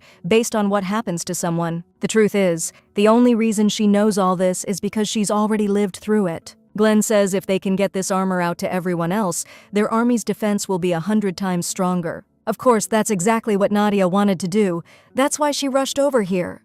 She's the one whose thoughts Marquis Winterfell can't read, no matter what. Now Nadia finally breathed a sigh of relief. Everything's ready to go. We're talking dragon loot, thorny vine profits, plus territories and food from the Rhine region, and an army fully kitted out with iron armor and weapons. Soon this place will rival the South, and in the coming North-South War, Winterfell will crush Balazite. Those two are about to have a really, really bad time. Fabian's here, just arrived with the stuff the lady wanted. He found the most famous craftsman in the Rhine, which was no easy feat. Nadia needs it for a gift. It's the first time she's ever made a gift for someone. In her past life, she didn't have a single person she cared for, and she never received gifts from anyone either. Come to think of it, there was that one thing he gave her, the day Karain was, shall we say, less than thrilled with her. All because the dress Nadia wore to the ball got more attention than what she was wearing. Karain practically threw the dress at her like scraps, so Nadia figured if she just stayed quiet, she'd chill out. Karain always took her anger out on her, and it usually escalated to getting physical, so she was expecting it. But then, the only one who ever stopped her stepsister was Lord Li Ji-ho. Still, Karain told him to butt out of their family drama and told him to move along. Looking at the whole situation, Ji-ho thought that maybe he could find a reason to be interested in Milady himself. Then he said he suddenly had urgent need of Lady Nadia. They left together, leaving Karain alone with her jealousy and rage. Lord Ji-ho had been thinking about it for a while. He thought Nadia looked really good in red. Out of the blue, he gave her a new dress and asked her to dinner. Even though they were married, they barely spoke even when they bumped into each other. This place was a total hotspot for couples. Nadia was always stuck at home, so she never had a chance to come here. Figuring he was running his mouth too much, Ji-ho suggested she try it before it got cold. Seriously, every show says the most important thing on a first date is the food. Plus, he really dug how Nadia could put away a meal. Karain always said her fiancé, Li Ji-ho, probably didn't even know how to use utensils. She figured she and Nadia were on the same page, since it was the first time she'd seen someone handle a knife so clumsily. Her question might have seemed rude, but Nadia had to ask if he really didn't know how to use silverware. She didn't want to bum him out, but he was from another world, so she thought it was possible. Truth was, nobody at his place ever watched him, so Jiho just ate however he wanted. But apparently, when other people see him eat, they make fun of Nadia too. So, if the young lord was cool with it, she wanted to teach him. Turns out, Jiho had a blast thanks to her. This place really is as awesome as they say. He was pretty surprised about something earlier, so he's gotta ask, has Milady ever faced any prejudice? He's wondering if there's discrimination even among the nobles. He figured only outsiders like him got treated differently in this world. Even with his crazy skills, they ignore him because he's a newcomer. They even forced him into marriage. He's totally alone here. Nadia was born here, and even if she's unloved, everyone knows whose blood she carries. Jiho must be going through it, and Nadia gets it because she's hurting just as bad. You can learn a lot from stargazing, like weather, terrain, stuff they teach back home. The Lord wants Milady to wear the outfit he gave her to the next meeting. Nadia's getting caught up in pointless memories. Whatever happened, he screwed her over too in the end. She trusted him with everything, and he still stabbed her in the back like that. Word got back to Duke Balazit that Marquis Winterfell had taken Baelong Fortress. When he found out Winterfell tunneled under the fortress and blew it sky high, the Duke went absolutely ballistic. No way, Winterfell knew exactly where the weak spots were to bring down the walls. There's just no way the Marquis could have known that kind of classified info. Ever since Nadia married the Marquis, Winterfell's been on a non-stop winning streak. Baelong Fortress sits next to the most fertile land in Rain, a place that can hold its own against the south. Alteo left it alone because they were constantly at war with Winterfell. Still no word from Nadia, but at least Lord Jiho crushed it in the Gadabir campaign. He's all anyone's talking about in the capital right now, the Dragon Slayer. Balazit's a real stand-up guy, glad someone's doing their job around here. But I got a bad feeling. Gotta make sure my daughter's okay, haven't seen her in ages. This trip back's going way faster than when we came. There it is, Winterfell's outskirts. Topu village is right on the edge of Winterfell. It's just a small settlement where the poor folks live. They're stoked to see the Lord back. These poor villagers have never seen so much fancy fruit. The Marchioness of Winterfell couldn't stay cooped up in the carriage meeting these people. She wanted to see them face to face. She grabbed a juicy, perfect apple and gave it to this kid who was practically drooling, staring at him. They only get a few today, but soon they'll be eating like kings. We'll hang back in this village for a bit, get some rest. Just a few months ago, they were so hungry you rarely saw them smile. But things turned around fast. People weren't starving anymore, and it made them happy. Finally, Nadia found Glenn. Today's the day they head back to the mansion. Time flies, man, it's hard to keep up, but every second feels so important. When the Marquis saw her, he stared so hard she thought she had something on her face. Nadia just wanted to tell him something before they left. Right then, all Glenn could think about was why he hadn't noticed before how pretty she was. She doesn't look anything like her old man. Of course, Glenn always thought she was all right. Lost in his own head like that, Nadia knew right away he wasn't listening. She was talking about the Winterfell homecoming ceremony and where he'd be in the procession. The Marquis had totally spaced on it. She wanted to let you know ahead of time. She'd rather not be seen, so she's staying in the carriage. That surprised Glenn, seeing as her contribution is the whole reason we won this war. That's exactly her point, actually. If rumors spread that Nadia rode back with him on the same horse, her father will get suspicious. There'll come a day when they can use the fact that her father trusts her, so it's best to keep that option open. It's true that Marquis Winterfell and Duke Balazit are political rivals, but he's still Nadia's family. Glenn would never ask her to stab a family member in the back. There's no way he'd drag her into his issues with the dukedom. A major showdown between the North and South is coming soon. If Nadia ever had to choose between the two of them, she'd definitely pick Glenn. Still, he's sure it would leave a lasting mark. In other words, he won't involve her in their war. She appreciates him saying that, but she doesn't mind helping. She likes the Marquis, and she wants to help someone she cares about. The Marquis was totally flustered by what he heard. He never expected girls from the South to confess their feelings so easily. Still, it's time to hit the road, so he told her to hop in the carriage. Milady noticed how embarrassed he was. The more she looks at him, the cuter he gets. The fact that the butler hadn't moved on from his grief really bummed out Lady Grace Ground. Unfortunately, he can't just casually hand over the lady's seal like that. Just a couple of months ago, Lady Grace was running the mansion, but now Gordon doesn't trust her. He appreciates her help, but that was then. Now there's a new lady in Winterfell Mansion. You can't hide rumors. The servants are whispering everywhere that the Marchioness hasn't been seen for days.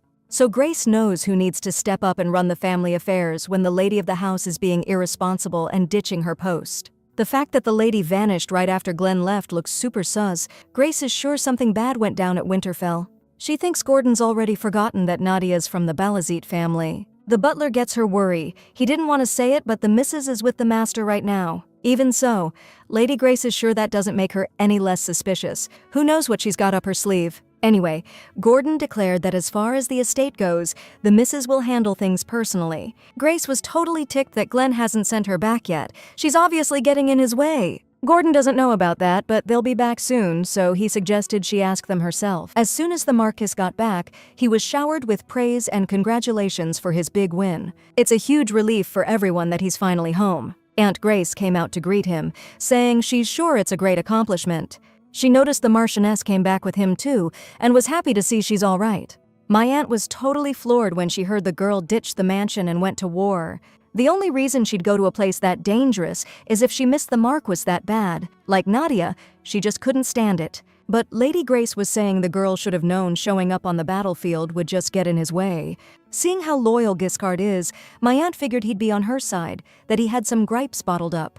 She was sure he'd say the right thing, but Giscard just told her to watch her mouth. When he said there were eyes everywhere and the Marchioness deserved respect, Grace's face twisted up like a pretzel. Giscard calmed her down, saying Nadia was responsible on the battlefield, and she put herself in harm's way because she was worried. The other knights jumped to defend the Marchioness too, saying her and the boss were practically newlyweds. At that point, Grace thought they'd all lost their minds. Just a little while ago, everyone was ignoring the Marchioness, thinking she was a spy. But now even Glenn himself was choosing his new wife, the Lady of Winterfell, over their family ties. They were beat after that trip, so he said he and his wife would head out first. Glenn's protecting Balazit's daughter, and Grace is getting called out? Something's fishy. Something's definitely not right. If things keep going this way, she'll have all the power before we know it. And once she's in charge and pops out an heir, Lady Ground is going to be in a seriously weak position. She can't let that happen. Nadia was so drained. Playing the love-struck fool is way harder than winning a war. Looks like Glenn's warming up to her. Plus, the Winterfell people are backing her so fast. Out of nowhere, the maid asked if she wanted a bath. Nadia told her to come in. As soon as the maid stepped into her room, Nadia offered her some jewelry. Nadia brought these thinking of Rhys, and asked her to pass some on to Yuri and Aiden too. She said they aren't anything special, just some glass trinkets. When Nadia first arrived in Winterfell, Risa really helped her out, so she wanted to pay her back. Going back in time, the heroine realized it's way better to spend her time taking care of her people and her surroundings. The maids have never met a lady like her before. She's so kind and caring. According to the butler, she's crushing her duties. Still, Risa's worried about the master, since he doesn't seem interested in the lady at all. They're still using separate rooms, and the lady, missing him, headed to Belong Fortress. Nadia was wondering why the bath took longer to prepare today. Turns out the maids put in extra effort since she'd been gone for so long.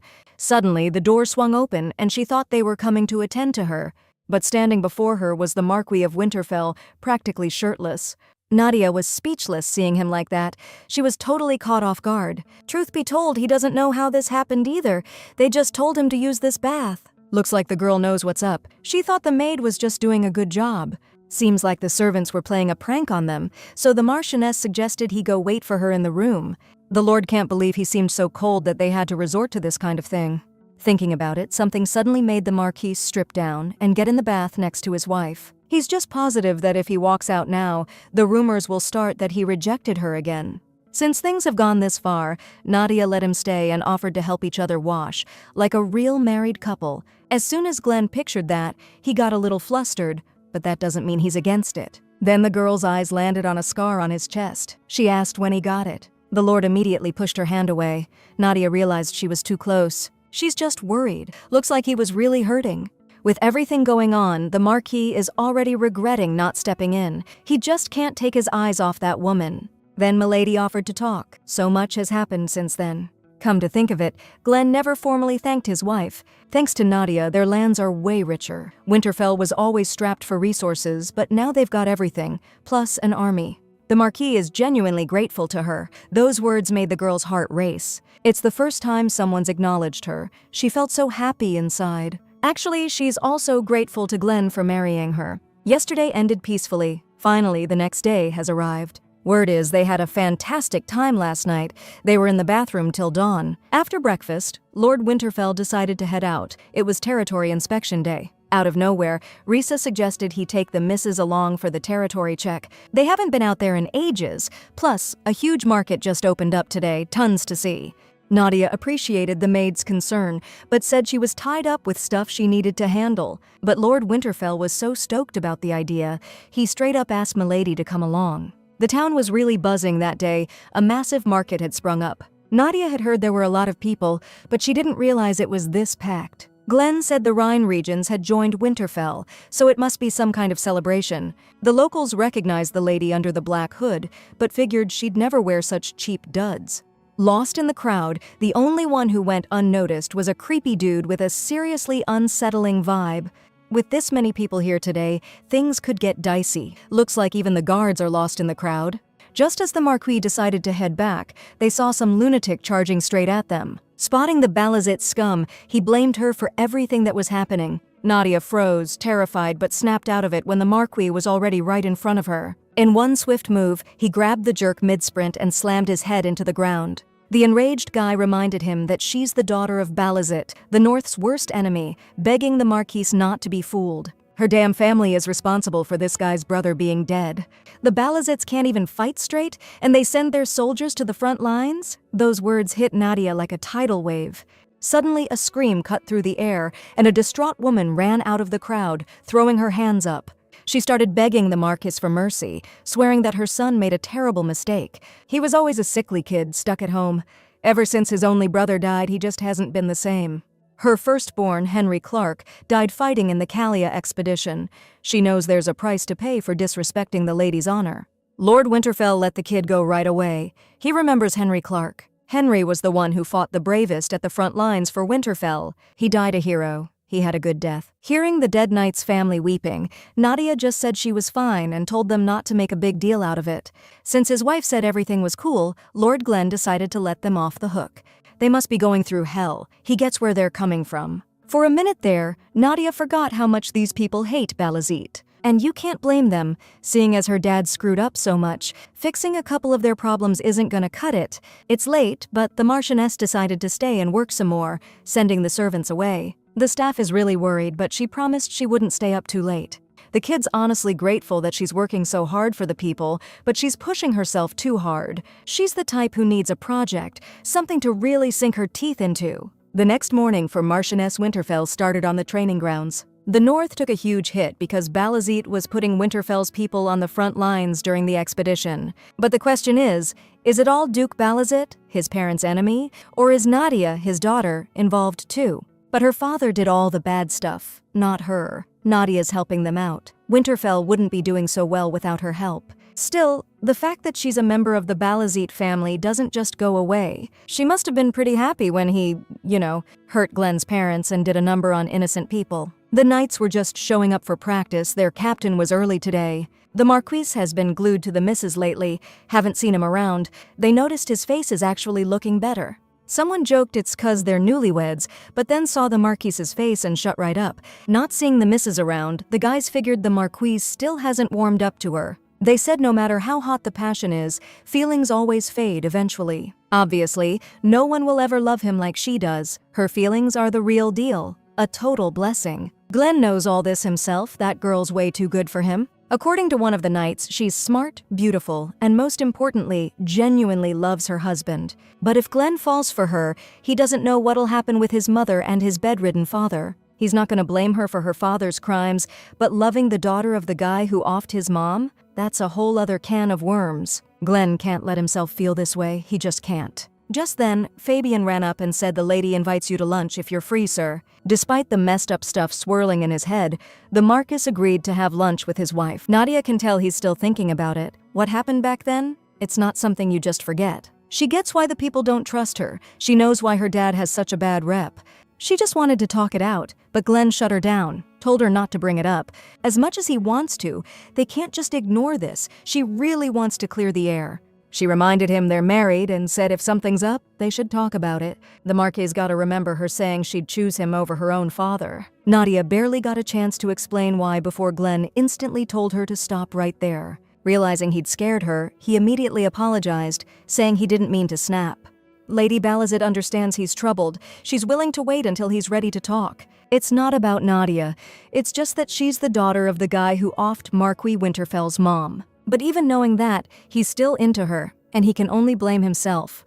After the meeting, Milady was heading back to her room when Fabian stopped her. The kid noticed the master upset her. The Marquis has been training all day, hasn't even been to his study. He decided to find out if the lady knew about the tragedy that befell his parents. He's talking about that flash flood from the mountain range. The Marchioness, Glenn's mom, died, and his dad was badly hurt. And it looks like Duke Balazit was responsible for the whole damn thing. Nadia knows it herself. Her father clearly hated the Marquis, and he wasn't even trying to hide it. The truth is, the boss is really torn up because he fell for the daughter of the guy who screwed over his parents. What happened back in the village just made it worse. Fabian's trying to say Nadia's not to blame for any of this. There's nothing she could have done, so she shouldn't beat herself up about it. It's not like Lady Balazit doesn't get that the people in Winterfell see her dad as the enemy. But still, he wasn't the one who killed Glenn's mom and hurt his dad. Nadia heard him say those exact words herself in her past life. After the tragedy, her father realized the Marquis had plenty of enemies, even within his own territory.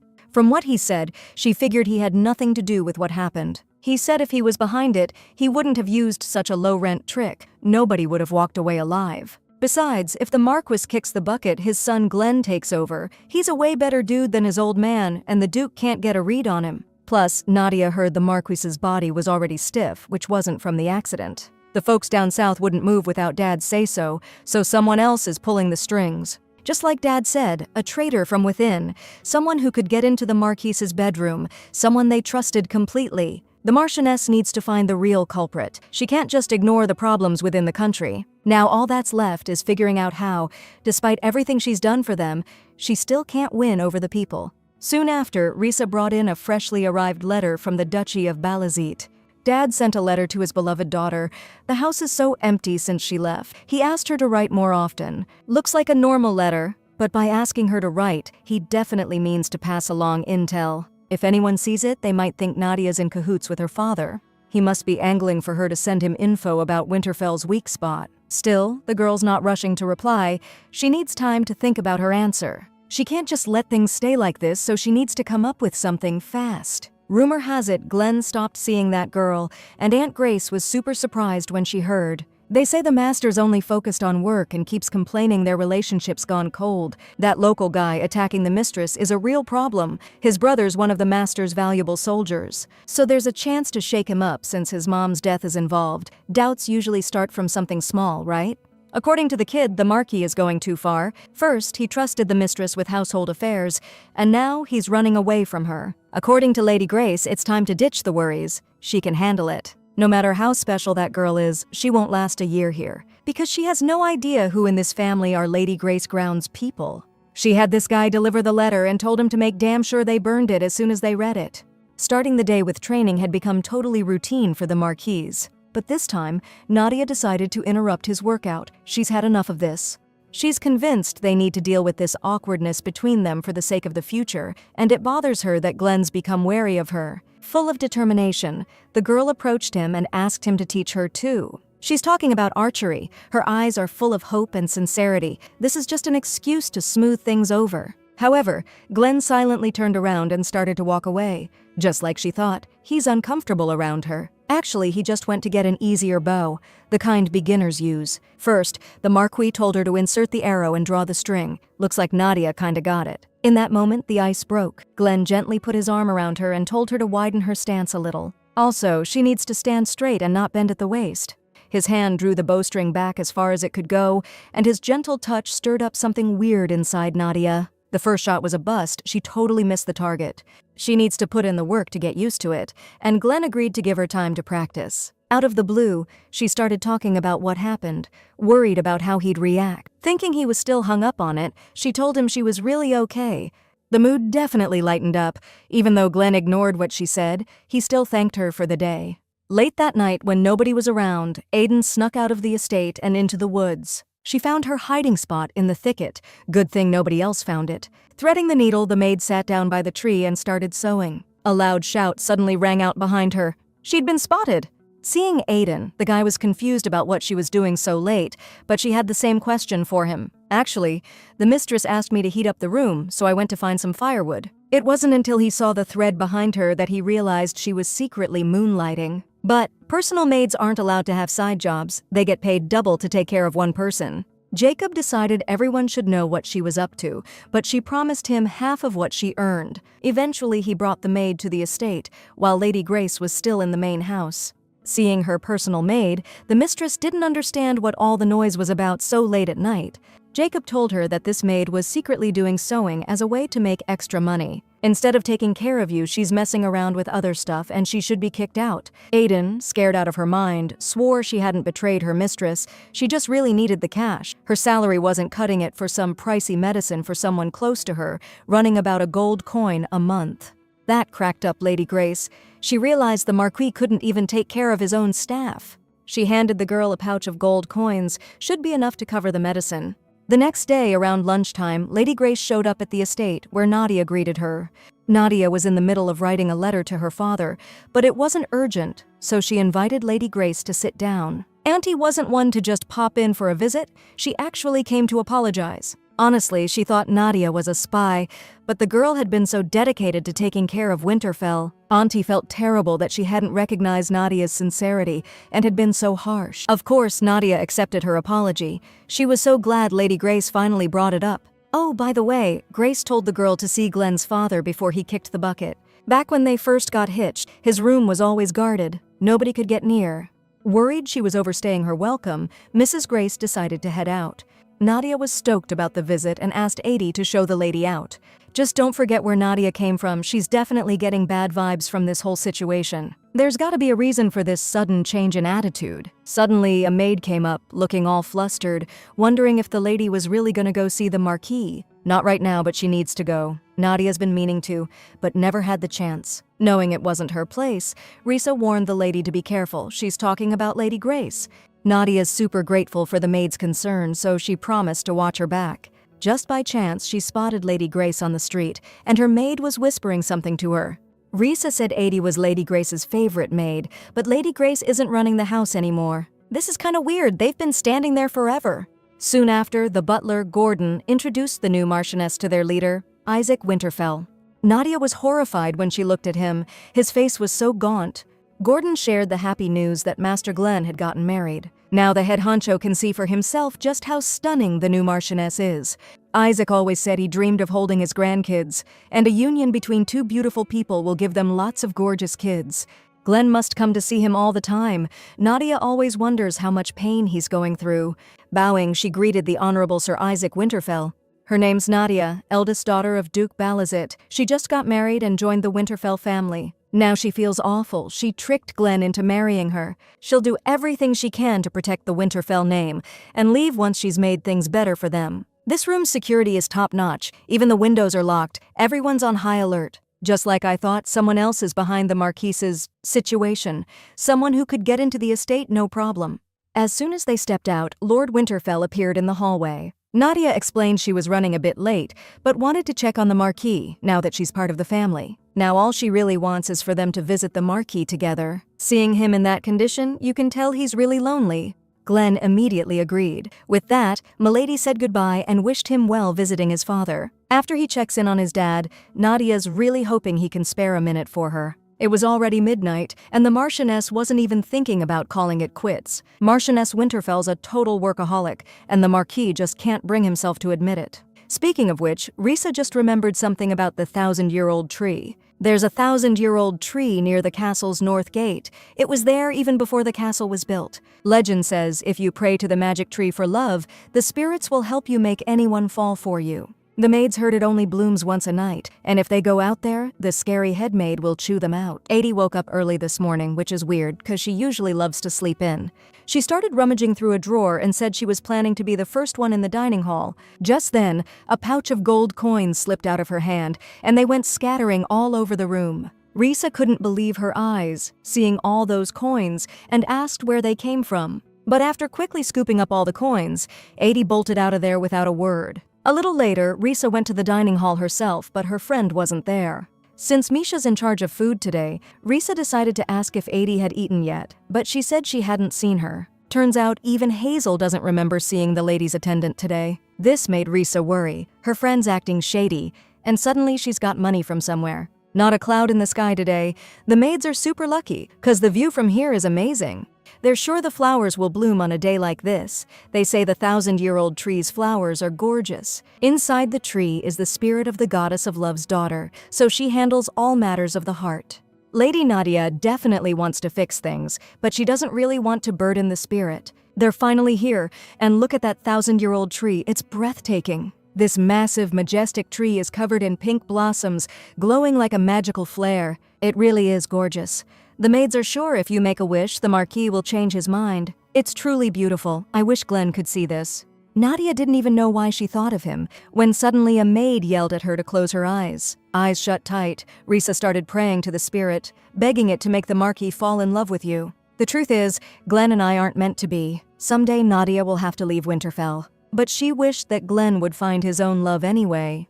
Someday, Glenn will find happiness in this land, with the girl who becomes the mistress of Winterfell.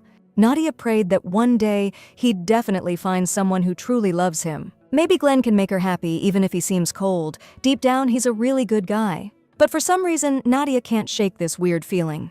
Risa says the Marcus Winterfell and his lady are famous for their amazing relationship, even if it's a marriage of convenience. The maid really wants to stay here a little longer. Who knows when she'll get another chance to see him? The Marchioness let her watch. Turns out, sneaking out like this at night is a blast. It's getting chilly, so she's starting to shiver a little. Aiden decided to walk the lady back, leaving the girls here until she gets back. To get there faster, it's better to go north than south. Guess there's a road Risa doesn't know about. It's cold up north, even this time of year, even though it's warm in the capital, even at night. Aiden didn't even notice. Guess she's used to the northern weather. Nadia's gonna be here for the long haul, so she'll get used to it eventually. On the way back, Nadia suddenly ran into some knights blocking her path. Tristan, the captain of the inner guard, was leading them. He needs to know where she's headed.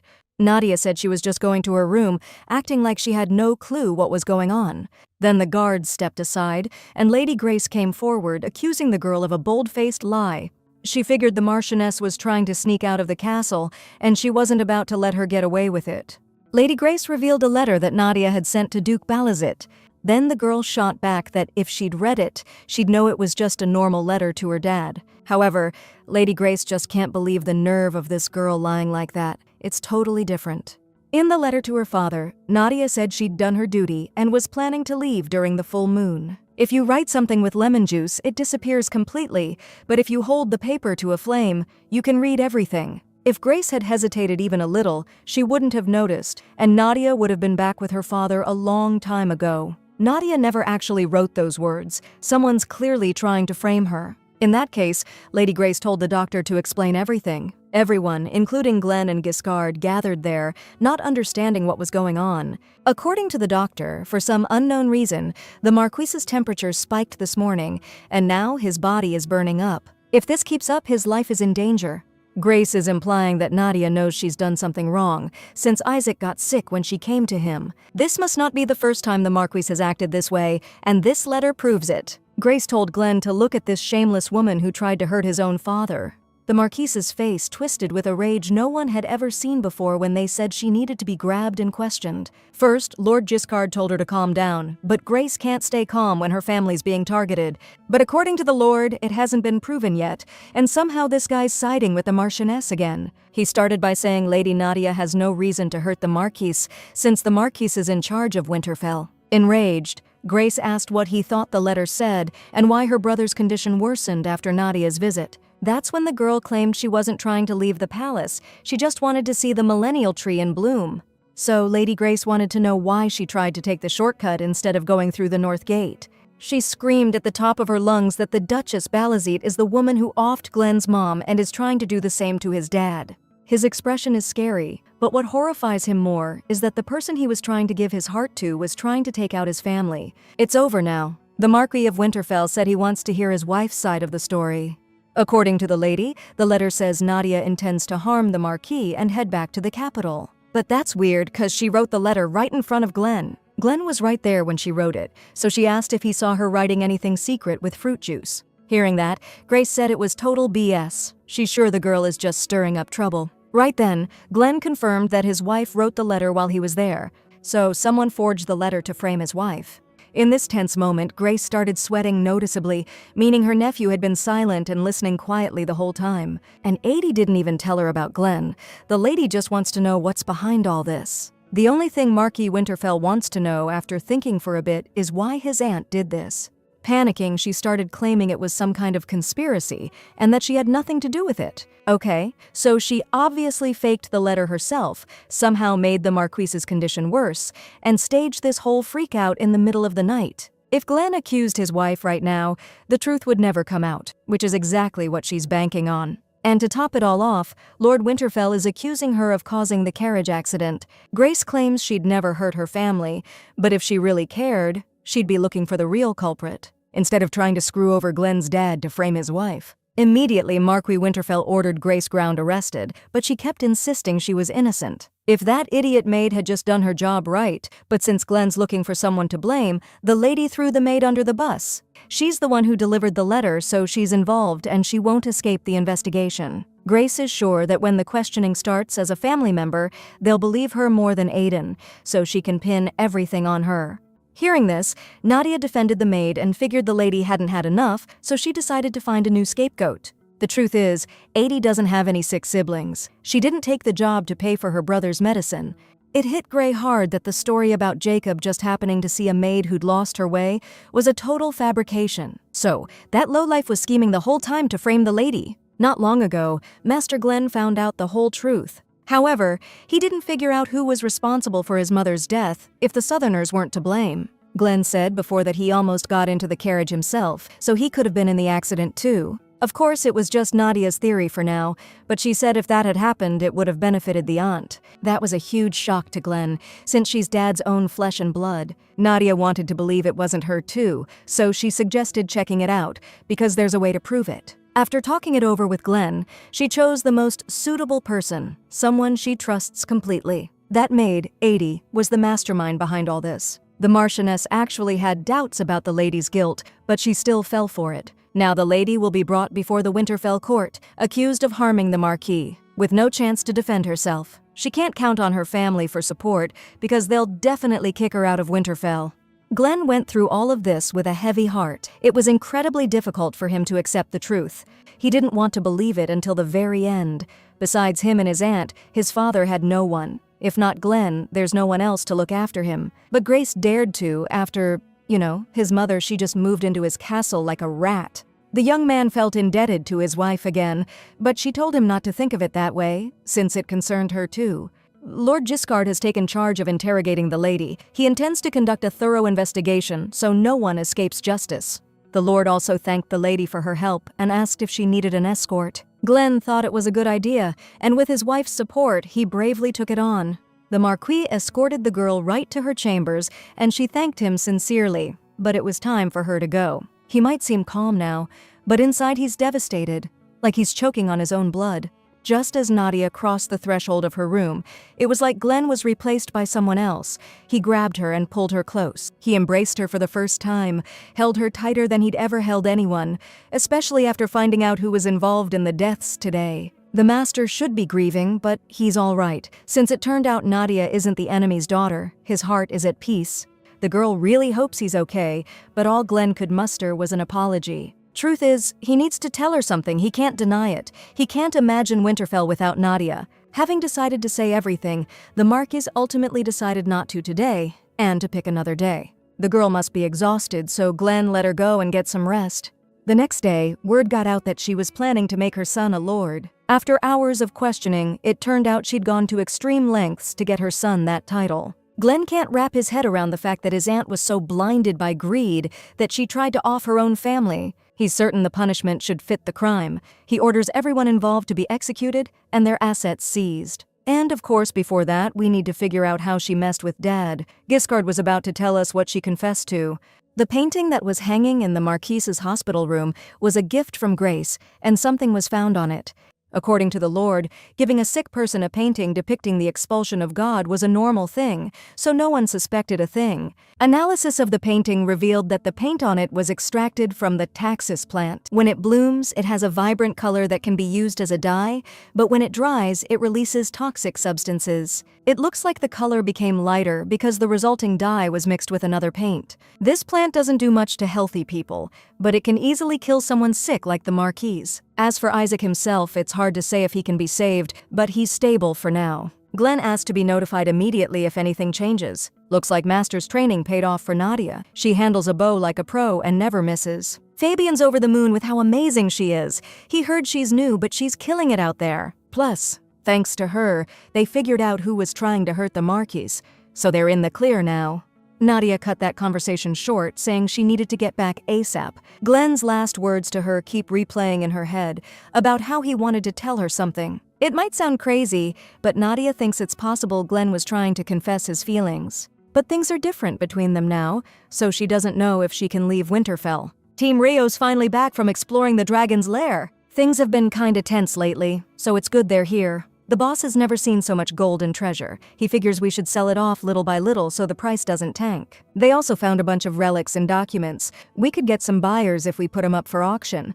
But the craziest thing they got out of there is this huge egg, supposedly a dragon egg. It's the egg Fabian found. He's hoping a baby dragon's gonna hatch from it. But Glenn thinks there's just a stiff in there, forgotten after its owner kicked the bucket. The explorer thinks so too, but still, he felt bad leaving it there. Glenn's got no clue what to do with it. He can't just crack the shell open to see if it's alive. We can't just go and sell off a valuable item that's apparently a dragon egg. Suddenly, it hit the Marquis. Since Nadia found Rio, he decided to entrust the egg to her. The girl didn't expect that at all.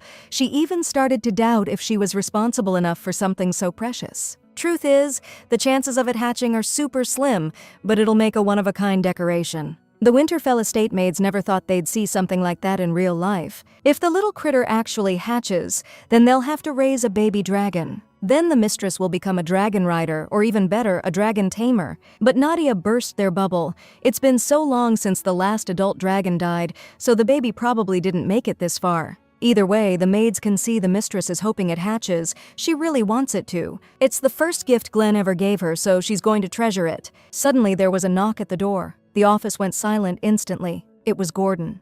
Just got word from the capital. Lord Lee Jiho has slain the venomous dragon Gadabiru in the south. Hearing that, Nadia knew right away Gordon was talking about something that went down way back. Lee Jiho got some buzz from that Kalai expedition, but taking down Gadabiru is what really made him a legend. Plus, he became a hero during the Demon War. The capital's buzzing with the news. If the Marquis is the hero of the north, then Dragonslayer Lord Lee Jiho is the hero of the south. This could give the south a real power boost. Whatever they're up to, Glenn's gonna handle what needs handling. Meeting his guest, Duke Balazit recognized the young man behind the Gadabiru slaying. It's a great honor to have the Dragonslayer himself visit. Lord Lee Jiho knelt before his grace. 27 Reaver squads are reporting back to the Duke.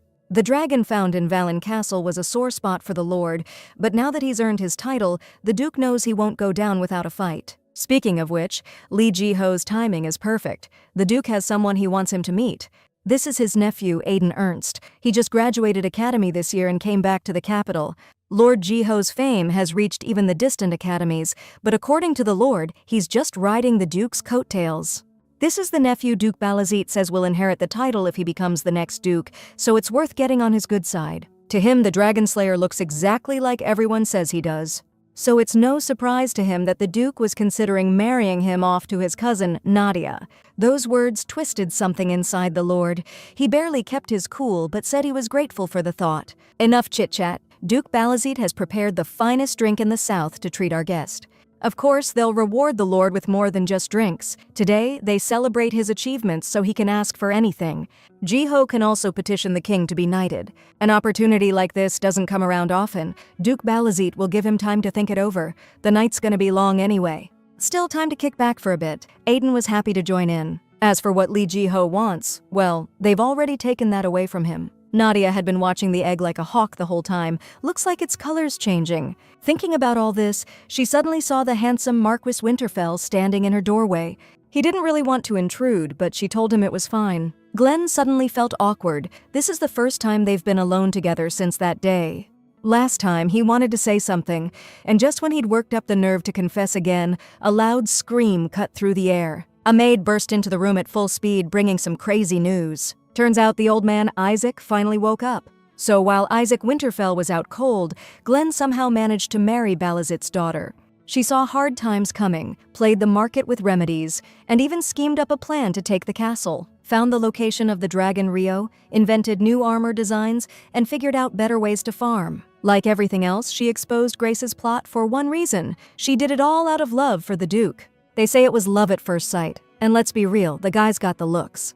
Basically, Glenn's saying Nadia isn't a Balazit spy. She's a Winterfell ally, so we shouldn't be worried about her. Sounds like he's giving his dad a heads up not to treat her like dirt. He's got a point, but Glenn didn't want to upset Nadia, so he kept making excuses. Isaac actually laughed for the first time in ages. If the girl was a spy, Glenn would have sniffed her out in a heartbeat. His son used to be a stick in the mud, now he's a caring husband. Guess they're right about kids turning your world upside down. Glenn's totally smitten, he's always hanging around Lady Nadia. They figured the Marquis would be interested to see how the finances have changed over the years, so they put together a book.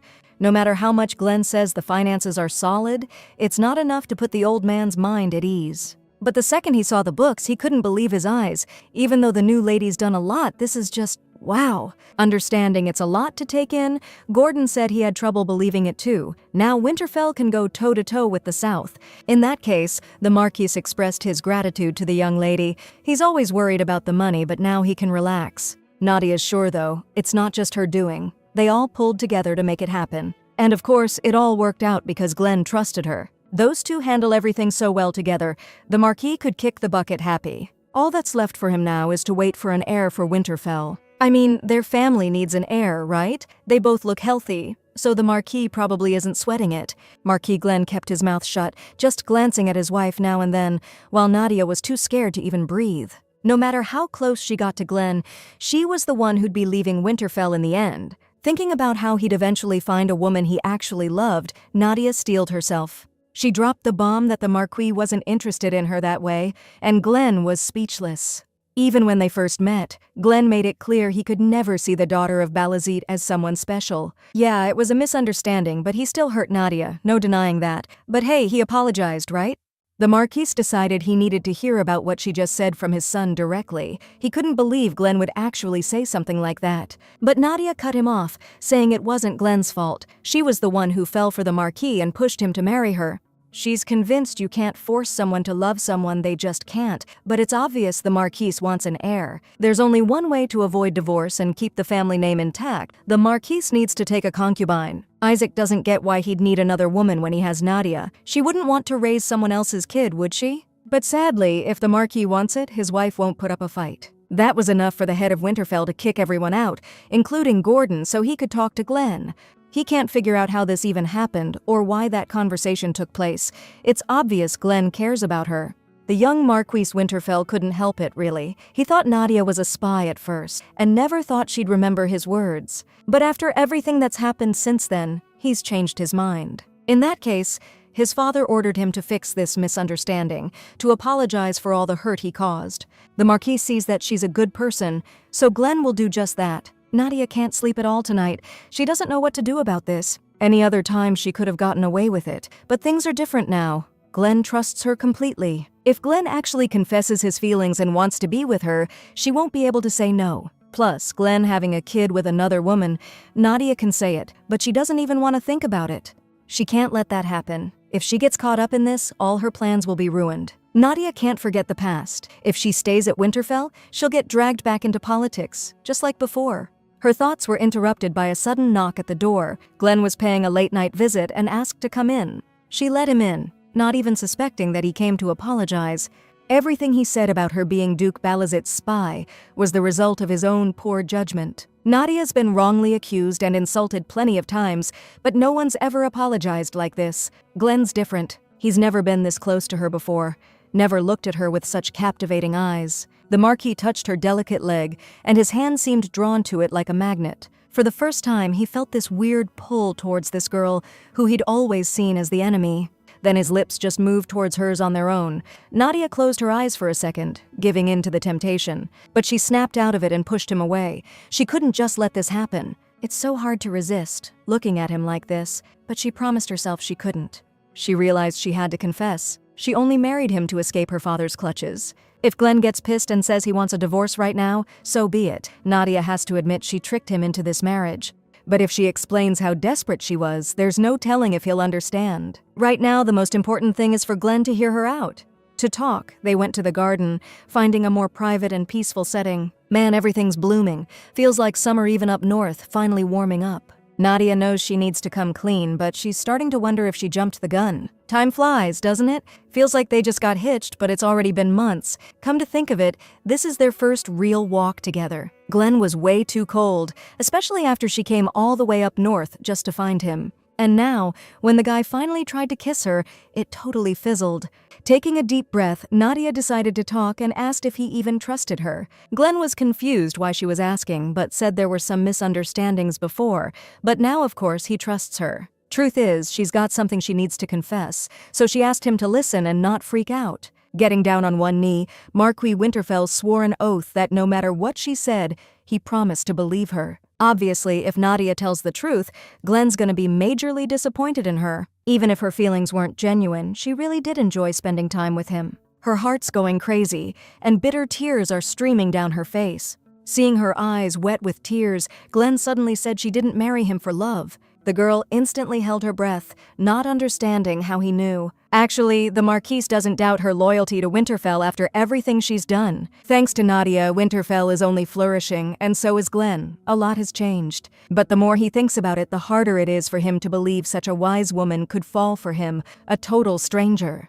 Even if it was all a lie, Nadia is really important to him now, and he's ready to hear her truth. The truth is, she can't stand her family. That's the whole story. Glenn was absolutely horrified that the Duke and her sister tried to, take her out. Dad wanted to use her like a pawn, then ditch her. If Nadia had stayed with him, he definitely would have offed her. To survive, she had to bolt from Balazit. That's when she met Glenn, someone who hates Balazit as much as she does. A guy with status and power, able to stand up to Duke Balazit, someone who'd get revenge for her. Because of that, Lady Balazit had to lie. She feels bad, but she'll keep helping Winterfell grow, 'cause it'll benefit everyone. And one day, when the Balazit family falls, she'll quietly leave Winterfell. Glenn wasn't ready for that kind of truth. Nadia's definitely gonna file for divorce, 'cause the Marquis didn't want to stay with a woman he didn't love either. Once everything's settled, she suggests they split up so Glenn can find a new wife. He suspected his wife had secrets, but he never thought things were this messed up. He was so focused on his own stuff, he didn't pay her any attention.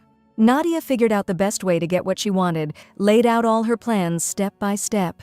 She didn't even mind being called a woman blinded by love. But all that was back when she was desperate for revenge. Glenn might seem pissed after hearing all this, but when you think about it, he doesn't really have a reason to be. Nadia's hatred for Duke Balazit is nothing but good luck for him. She somehow brought Winterfell back from the brink. He'll never find someone as smart and capable as Nadia again. She got her revenge, and Glenn got rid of his arch-enemy Balazit. It's a win-win. He gets exactly what he wanted. Glenn Winterfell isn't disappointed, and none of this is a surprise. It was just awkward that she kept saying she was in love with him. Right now, Nadia's probably facing even bigger challenges than before, so Glenn needs to ditch the feelings. Thinking about what's best for the family, he said he's definitely not bummed. He's got nothing to be angry about. Winterfell's thriving, and he wanted to take down Balazit. Nadia didn't have a choice, so he's sure he shouldn't blame her for faking her feelings for him. She never thought he'd understand, and she's super grateful that he does. Now you could say they've got a sweet deal going. Nadia doesn't have to lie about loving him anymore. Like he said, it's a mutually beneficial arrangement now, so she doesn't need to sweat the small stuff. Later that night, Glenn started getting eaten up by his thoughts, so he decided to blow off some steam with a workout. He can't figure out since when he can't take his eyes off her, even when she's just smiling.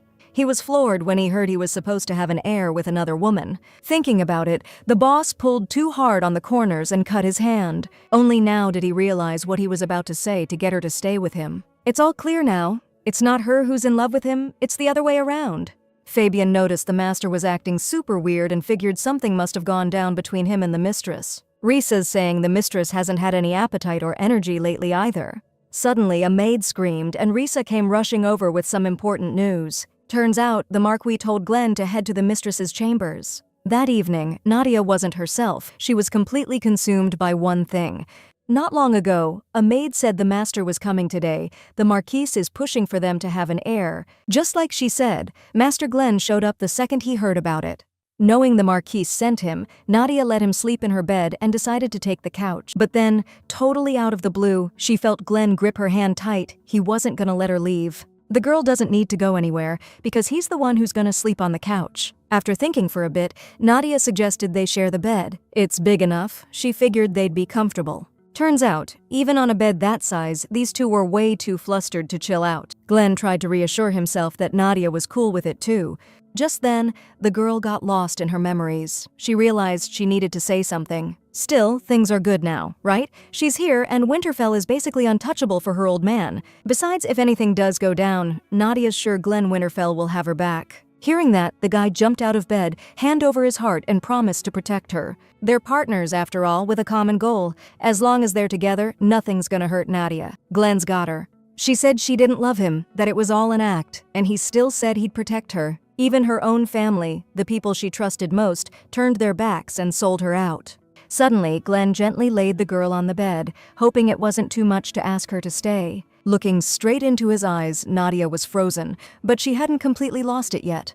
She slapped her husband away and hid under a pillow, intending to stay there for a while. She knows she can't take advantage of such a good man by being around him. If her plan works, Nadia wants to leave Winterfell, but she can't say it's for his sake. After those words, Glenn's expression changed noticeably, but he heard her and understood everything. No matter what happens, the master will try to help her. The next day brought beautiful sunny weather, and the Marchioness went for a walk with her maids. Turns out, even the north gets warm weather. Maybe all the flowers will bloom in weather like this. When Nadia turned around, neither Risa, Adi, nor Yuri were anywhere nearby. They'd run off somewhere. Spotting the training arena, the girls couldn't resist taking a peek at the brave master. Now the Marchioness gets why they were all so eager for a stroll. Their master is absolutely gorgeous. He won the annual fencing tournament against the Empire's best swordsmen. According to the maids, he even won the Imperial archery tournament. There's no other knight like him on the whole continent. That pretty much explains the whole love at first sight thing. Lee Ji-ho is popular in the south, but he can't hold a candle to their master, a master of both sword and bow, known for his battlefield smarts. Confirming everything the maids said, Marquis Winterfell showed up way too suddenly, catching the girls off guard. He mentioned that he's pretty good, tall, and his shoulders are broader than Lee Ji-ho's. The last time they talked, Glenn said he heard Nadia, but didn't say he'd follow her advice. He regrets everything he said to her, and it's driving him crazy. He really put her through it after her family turned on her. If Nadia's got the time, Glenn suggested they keep up with her archery practice. Truth is, he's not letting Nadia go, even if he can't rewind time. He'll just make a new opportunity to change Nadia's mind, even if he has to bend over backwards to do it. So, there they are, just the two of them in the woods, and she's thinking they're gonna sling some arrows. The Marquis says the fastest way to get better is practice, but Nadia's like, dude, I can barely even draw the bow. She's got nothing to worry about. Her husband's gonna be watching her like a hawk. And that's why he brought her to this little patch of woods near the estate. It's weird that they don't have any knights with them. Going this deep into the forest, they definitely need an escort. Glenn says they're not done with their training yet, so they're on standby for now. Not too long ago, those knights almost lost their minds when they heard the Marquis finally changed his tune. Nadia can't know about this, so he's gotta tread carefully. The kid reassured the boss and told him to trust him. There's nothing the Northerners can't handle. The Southerners think Northerners don't know squat about love and relationships, but that's a load of bull. Time to start learning the basics of relationships for the Marquis of Winterfell. First things first, the kid invited him out to the woods for some archery. According to the plan, the first thing Glenn needed was some alone time, and he nailed it. Now it's time for step 2, show off his strength. The target's right there, it's a monster the knight sent. After the first shot, step 2 of the plan, show off his strength complete. Nadia had heard her husband was the best archer in the whole empire, but this was insane. She wants to try her hand at archery, but her bow's back at the stables. Then Glenn hands her this amazing bow, a special one he made just for her. That's step 3 of the plan, complete. Prepare a really thoughtful gift. Out of the corner of her eye, Nadia spots a clumsy knight in ambush and finally gets why Glenn's been acting so weird today. The fact they're alone out here, and that his target just conveniently popped up. It's all thanks to his knights. Those northern guys really drop the ball sometimes. First, the Lord suggested she try hitting a small tree. Nadia pulls back the string with a snap and lets the arrow fly, but it just thumps into the ground. Following step 4, shower her with praise, Glenn tells her it was just a long shot. The girl bursts out laughing. She hasn't had this much genuine fun in ages. The Marquis used to seem cold and intimidating, but now he just seems awkward. She called him sweetie, and for a second Glenn felt his heart pounding in his chest. The rain started so suddenly, Nadia figured he'd even planned the weather. Hearing that, Glenn seemed to realize she was on to him. There's an abandoned cabin nearby, so he suggested waiting out the rain there. The rain's getting heavier, drumming big drops on the shack's rickety roof. The forest smells like damp earth and moss. Doesn't look like this rain's gonna let up anytime soon, but at least we can wait it out here. In that light summer dress, Nadia looks especially gorgeous today. It's impossible to look at her without feeling something. So she wouldn't get cold, Glenn put his cardigan around her shoulders. It's a shame it's raining so hard. She would have preferred to be caught in the snow. There's no snow in the south, even in winter. Building a snowman has been her dream since childhood, but they never had enough snow. This place gets snow up to your waist in winter, but even Glenn never built a snowman. Now, after this conversation, he definitely wants to give it a shot. With everything that's been going on lately, just sitting here listening to the rain is kinda relaxing. If the lady's tired, the Marquis suggested they just hang tight for a bit. He's so sweet right till the end. You can get through even crummy weather with a smile when he's around. The knights weren't expecting it to pour like this. They lost sight of the lord and lady. While wandering the woods looking for the Marquis, they stumbled across an abandoned cabin deep in the forest. But as soon as they stepped inside, they quieted down and realized they should come back later. Looks like the new farming tools are doing the trick. The villagers are giving great feedback. The Marchioness of Winterfell is glad to hear it helped. She's looking forward to seeing what the harvest will be like this year. Glenn heard the new landowners in the territory were killing it too, all thanks to the Marchioness. The girl's stoked to hear that, but she knows it's not all her doing. Lately, everything feels like a dream, and her plan's getting closer. Compared to her old life, everything here's so chill and comfy. It sounds selfish, but as much as she wants to freeze time, Nadia's glad things are moving forward. Suddenly, a flustered maid burst into the office, bringing urgent news for the Marquis. The Marquis and Marchioness couldn't believe their ears. A monster wave is headed their way. There are some casualties in the villages along the northern border, but the reported damage is minimal. But Milady's convinced the monster horde will reach a densely populated area real soon. That's when Marquis Winterfell decided it was time to gear up and head out, as soon as everyone's ready. When Nadia suggested testing out the new armor, Lord Giscard agreed, figured it was a good way to keep things under wraps. And get this, the girl asked to tag along with them. Now, everyone knows bringing a woman on a monster wave hunt is just bad news and seriously dangerous. Totally predictable reaction, but Nadia needs to get out there, got something she has to do. Surprisingly, Glenn didn't object. I mean, she's practically family. After everything she's done for the Winterfell family, no one deserves it more. The Lord didn't see any harm in her coming, said she'd be under his protection. Once everyone was geared up, they finally set off, rocking that new knight armor. A monster wave is when these creatures from the demon realm break through new gates and pour into our world. It's a total disaster. Can't be stopped because we don't know what causes it, so we gotta react fast. The Marquis, brave as hell, ordered the attack, told them to keep their distance. Figures. Regular arrows ain't doing squat against these kinds of monsters. But he only decided to pull back when those things got way too damn close. The monsters are chasing the archers, using them as bait. This squad is totally unprepared. Glenn's sure he can beat this loser crew by using his brain. He ordered the cavalry to charge. Time to start hunting these rats cornered in a trap. Lord Winterfell, on horseback, fought bravely against these tough bastards, chasing them down. Surrounded by knights, Nadia silently watched the battle from the highest point. There really are a ton of monsters. It's scary to think about the damage they'd do if they attacked Winterfell territory. This time their Marquis is with them. Fabian's sure they'll win today without a single casualty. These northerners got lucky. Nadia had heard Glenn was a top-notch soldier even before they got hitched, but seeing it firsthand, way more impressive. Glenn's done his part, now it's her turn to step up. So, the Marchioness finally spills that she wants to make a special product using monster byproducts. Truth is, the knights already tried making stuff after monster waves, but it's all garbage. Better to just burn it. But Lady Winterfell thinks she can figure out what they're good for. Glenn figures she's gotta be onto something. Nadia's always been a huge asset to Winterfell with her smarts. She's saying the byproducts from monster waves can be used as medicine. The experts already said they're useless, but this recipe is totally unknown to the world. Which makes sense, since Nadia learned about it from some ancient forbidden book. She's looking shady again, learned that in her past. More specifically, it became clear after she saw how the demons were using their own kind. They were planning to use this stuff as food and medicine in the coming war against humans. Farming's definitely important, but a country needs manufacturing to really thrive. True that. If we can get something useful out of the waste, it'll be a serious asset. Nadia used the jellyfish as an example. Even without legs, it's still valuable. The jellyfish's byproducts, like its hair, contain venom. There's only a hair's breadth between medicine and poison. The girl got way too close to that jellyfish, not expecting one of its snake heads to suddenly lash out at her. Nadia barely had time to shut her eyes in fear when she felt the Marquise's arms around her as he chopped off the snakehead. Thank goodness Nadia's all right. The master is really relieved. He was so worried about her. Suddenly, Glenn shuddered, like he'd been electrocuted. He felt a burning sensation. The venom had eaten right through his armor and wounded him. In the end, the knight took all the blame, figuring he should have checked things out first. But Nadia's convinced it's all her fault. She wasn't careful enough. While they were talking, the healer finished checking out the injured Marquis and came out to give us the rundown. It's a nasty wound, but he'll pull through. He's running a fever though, so you should probably get a servant to help out. When she heard he needed cold compresses, Nadia jumped in and said there was no need. She'd take care of it herself.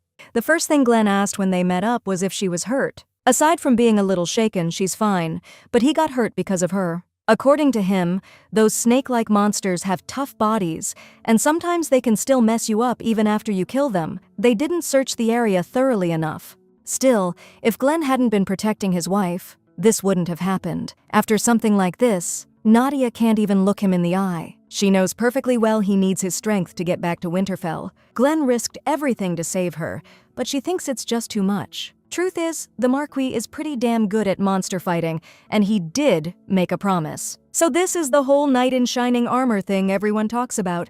No wonder Nadia never saw a real knight before. If Glenn only knew how hot he looks to his wife right now, she'd be head over heels if she were still a kid. After those words, the guy went straight tomato red. I guess she doesn't realize what she's saying. Touching his forehead, Milady could feel the fever rising from the poison, but his cheeks were already burning up. His face was practically on fire, so Nadia sent him to bed and put a cold compress on him. Of course, Glenn can't just drift off to sleep with her around after she said something like that. He finally crashed out closer to nightfall, and his fever broke, so Nadia stopped freaking out so much. She's honestly so grateful that Glenn kept his promise and protected her. For that, she rewarded her knight with a kiss, a first kiss that landed on the Marquise's skin like a cool whisper. After wiping out that monster wave, the Winterfell defense team's back in action. We got all the byproducts loaded up for further research. Glenn's still hoping to get closer to his wife, be there for her, and lend a hand. It's already snowing. Looks like it's starting to get seriously cold. It's been a while since Nadia first came to Winterfell. Just then, Glenn remembered she said she wanted to build a snowman. Looks like they'll get their chance soon. Winterfell's getting hit with the first frost. After they got back to the estate, Gordon was nice enough to greet them at the entrance. Nothing major happened while you were gone, just that my workload doubled now that Mr. Wayne's back. He was off on a trip, said he wants to talk to the missus. Perfect timing. Nadia's got some questions for him. Wayne figures they sold most of the jewelry and art, totaling 84,000 gold. He did a solid job and his cut's higher than usual, so he's not complaining. When Nadia suddenly asked if he could visit the capital, Wayne thought they'd found another dragon. Turns out they're byproducts from the monster wave, and now they're gonna turn them into specialty products and sell them. Seemed weird to Wayne, cause it's basically useless junk. Of course, he griped a lot. Everyone's got an opinion on this stuff. Still, Nadia really appreciates his work and will try to boost his income, if that's okay with him. Also, Wayne brought the lady something as a gift, straight from the heart. It's silk made from threads woven by the Golden Forest fairies. It's tough to get, but the boss lucked out. It's super expensive stuff. The very silk Corain's been dreaming about. The moment Wayne saw it, he thought of the lady and asked to accept it as a sign of respect and sincerity. Glenn figured it'd make a killer dress for the holidays. He's sure the silk will come in handy, so he suggested Milady take it. The Marquis is right. Nadia would seriously rock a dress made from this silk. On the way back, Wayne's assistant had a question pop into his head. It's about the silk, of course. Couldn't they have gifted it to the Marquis himself or his father? Hearing that, Wayne smacked the kid upside the head to knock some sense into him. Obviously, in this family, the Marquis comes first, then his father, and then the lady. But Wayne's convinced that's BS. The lady's the one who really calls the shots. Even though the Marquise is the head of Winterfell, the lady's the one making all the real decisions. And get this, for the first time in forever, Wayne saw the Marquis with that look on his face. The trade company rep is still scratching his head, wondering how they all missed that their young master was head over heels. Nadia's still wondering if the silk is too flashy, especially since she's not even planning on celebrating. Then Risa suddenly remembered that a royal invite was coming soon. His Majesty's birthday is right around the corner. Since Nadia can't disobey a direct order from the king, sooner or later she's gotta head to the capital. She's got no choice, she's gonna have to face her family. Having made up her mind, the Marchioness asked Risa to send someone for a fitting and set up a time. Thinking about all this, she tried to calm herself down, reminding herself that she's not the same Nadia she used to be. Before she could even dive into her urgent tasks, something amazing suddenly caught her eye. It's a dragon egg, and it didn't have those cracks before. The egg started cracking right in front of everyone. It seems impossible, but something's about to hatch. As soon as Glenn found out, he blamed himself for everything. Who would have thought anything would actually hatch from that egg?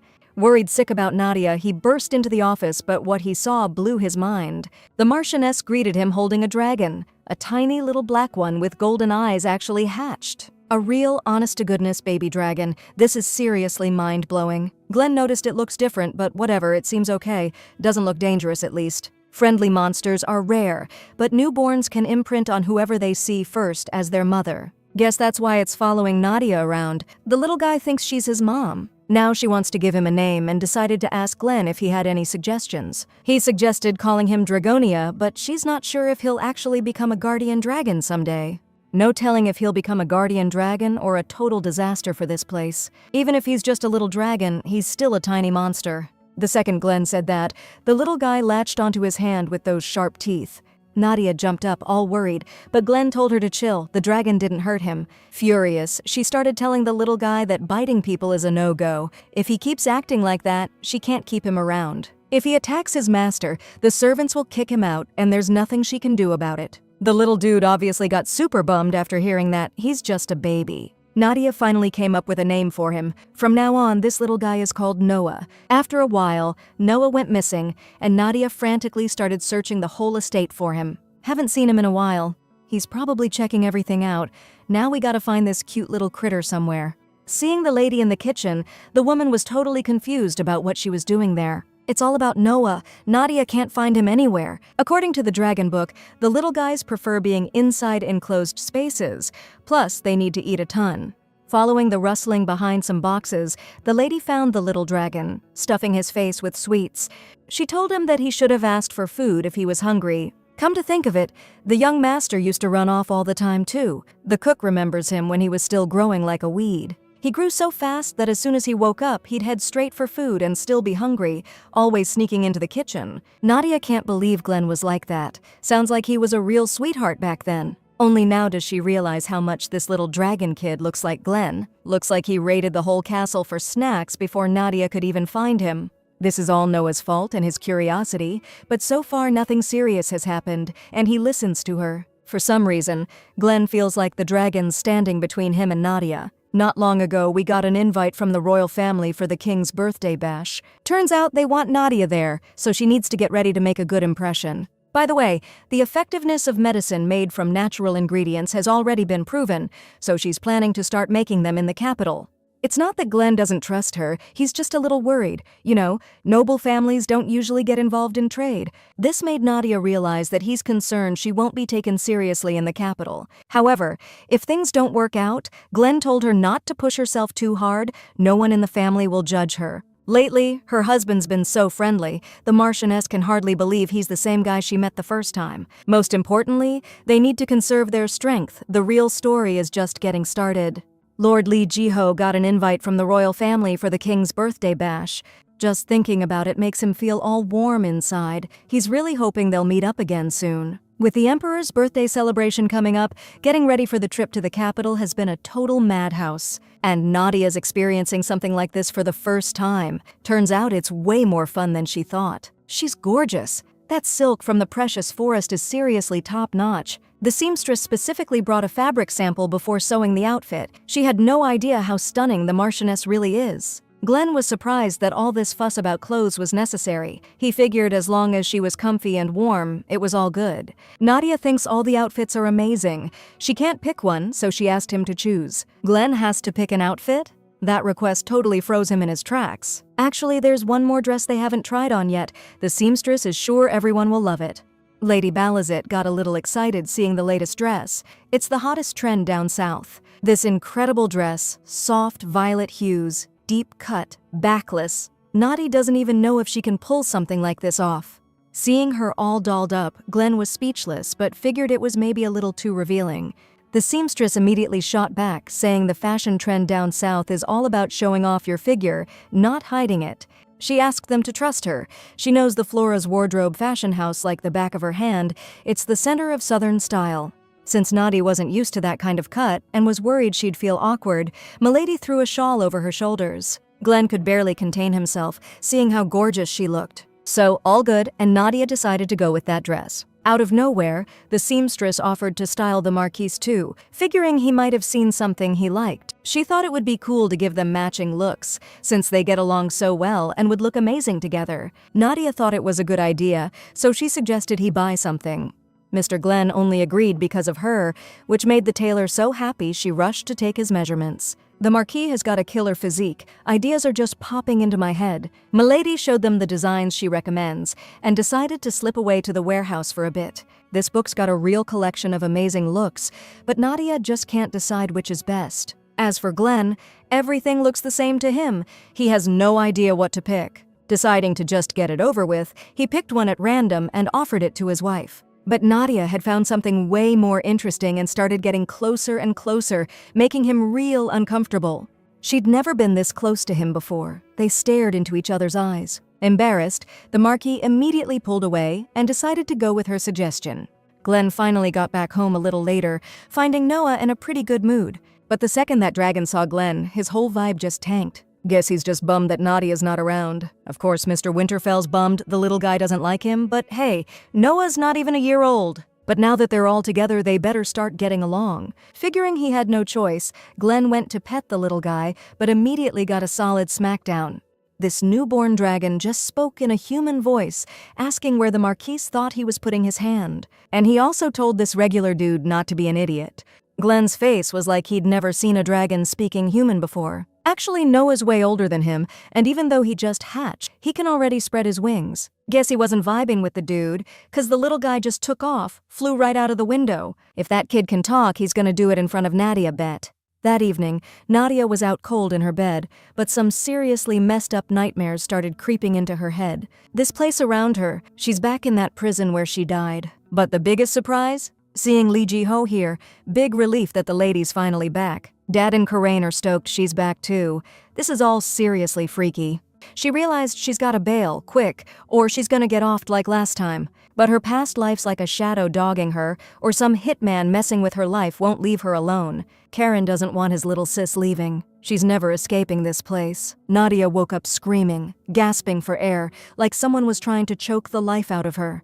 She jolted awake, heart pounding like crazy, feeling like she'd been reborn. Ever since that trip to the capital, she's been having nightmares. Thought she was over it, but no such luck. Now she's second-guessing herself, wondering if she's obsessing about running into those people again. Seeing Nadia up at this hour, Lord Glenn was totally thrown, wondering what she was doing out here. She said she was having trouble sleeping, decided to take a walk. He saw her from the window and wanted to check in. She looks totally wrecked, so he's dying to know what's going on. That's how the Marquis found out she dreamed about her family again. Just a fleeting glimpse, but it keeps haunting her. Glenn actually gets it. Sounds like things were seriously rough with her family back then. He's just hoping Nadia's not stressing too much now, especially since she's not alone anymore.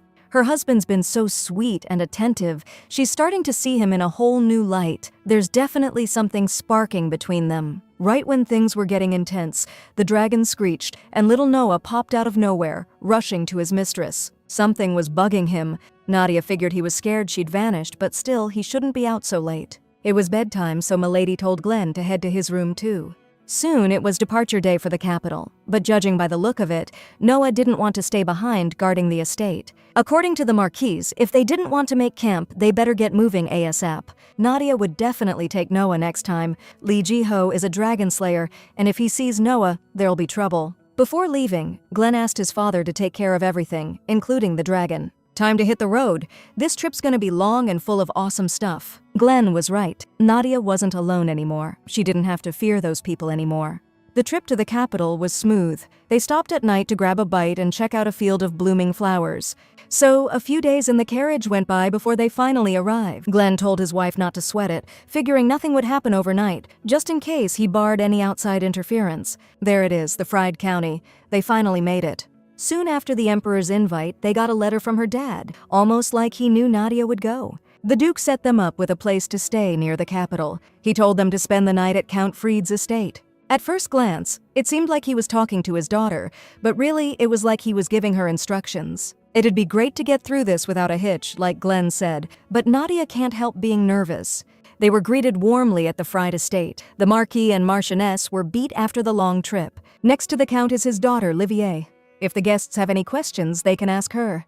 Livier Fried introduced herself, saying she was very pleased to meet Marquis Winterfell and was sure they'd get along great. Only Nadia knows Livier Fried is the woman who was married to Glenn in a past life. She was soon accused of, shall we say, misconduct, and taken care of, so our girl doesn't get why they're still here.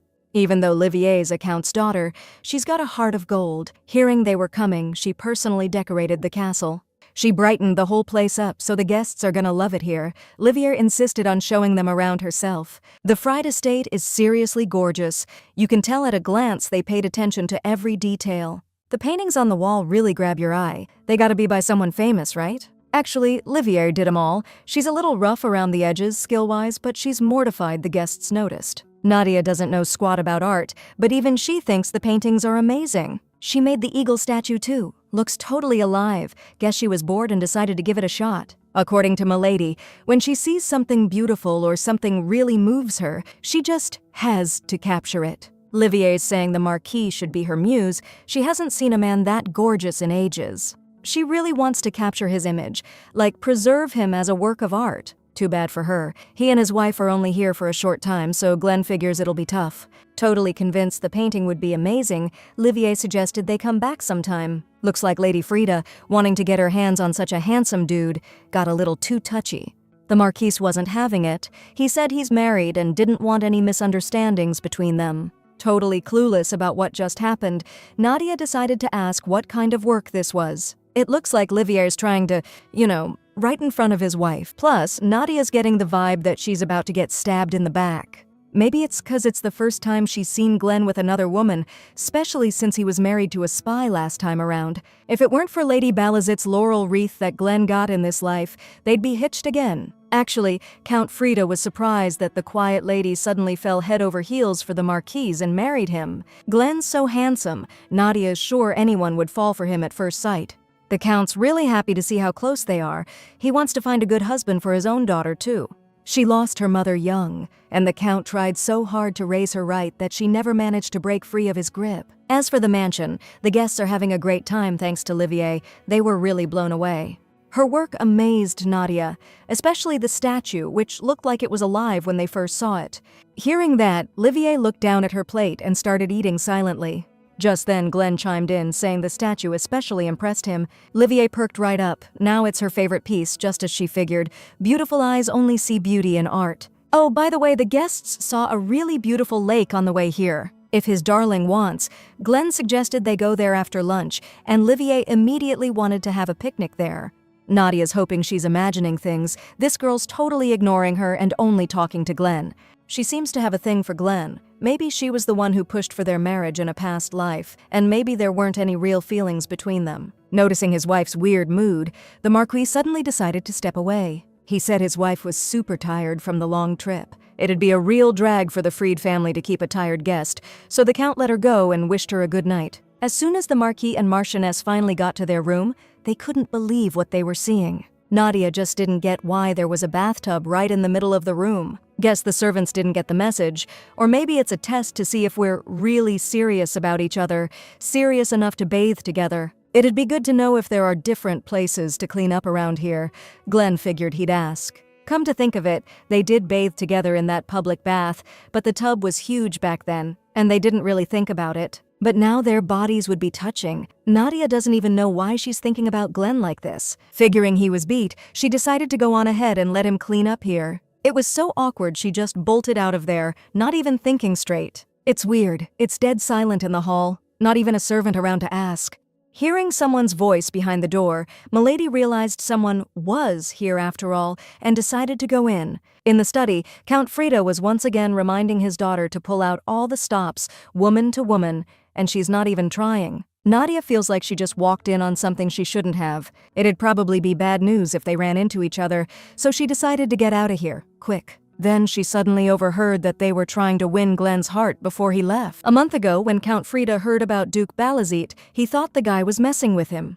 He wanted the northern spy gig, and Duke Balazit had the nerve to snatch it away, making the Count look bad in the Emperor's eyes. And now Duke Balazit is asking this chick and the Marquis Winterfell to spend the night at his place. If it weren't for him, Count Frida would have totally gotten in good with the Emperor. His rage will never die, so he came up with a plan to one-up his sworn enemy. Come to think of it, Winterfell's doomed if he hooks up with the Duke's daughter. No sane man could fall for the enemy's kid. The Count needs to remove the barrier between the Marquis and his daughter. He definitely won't be able to resist a young, beautiful girl. Then Count Frida will gain the Emperor's trust and crush that arrogant jerk who sent those two to him. But for some reason, the relationship between those two seems so good, they even look cute together. The Count's convinced that if his daughter had been smarter and offered the wreath before Nadia did, none of this would have happened. If Livier had been more appealing, she could have easily won Glenn's heart, despite whatever connection those two have. That's what happens when you only have one daughter.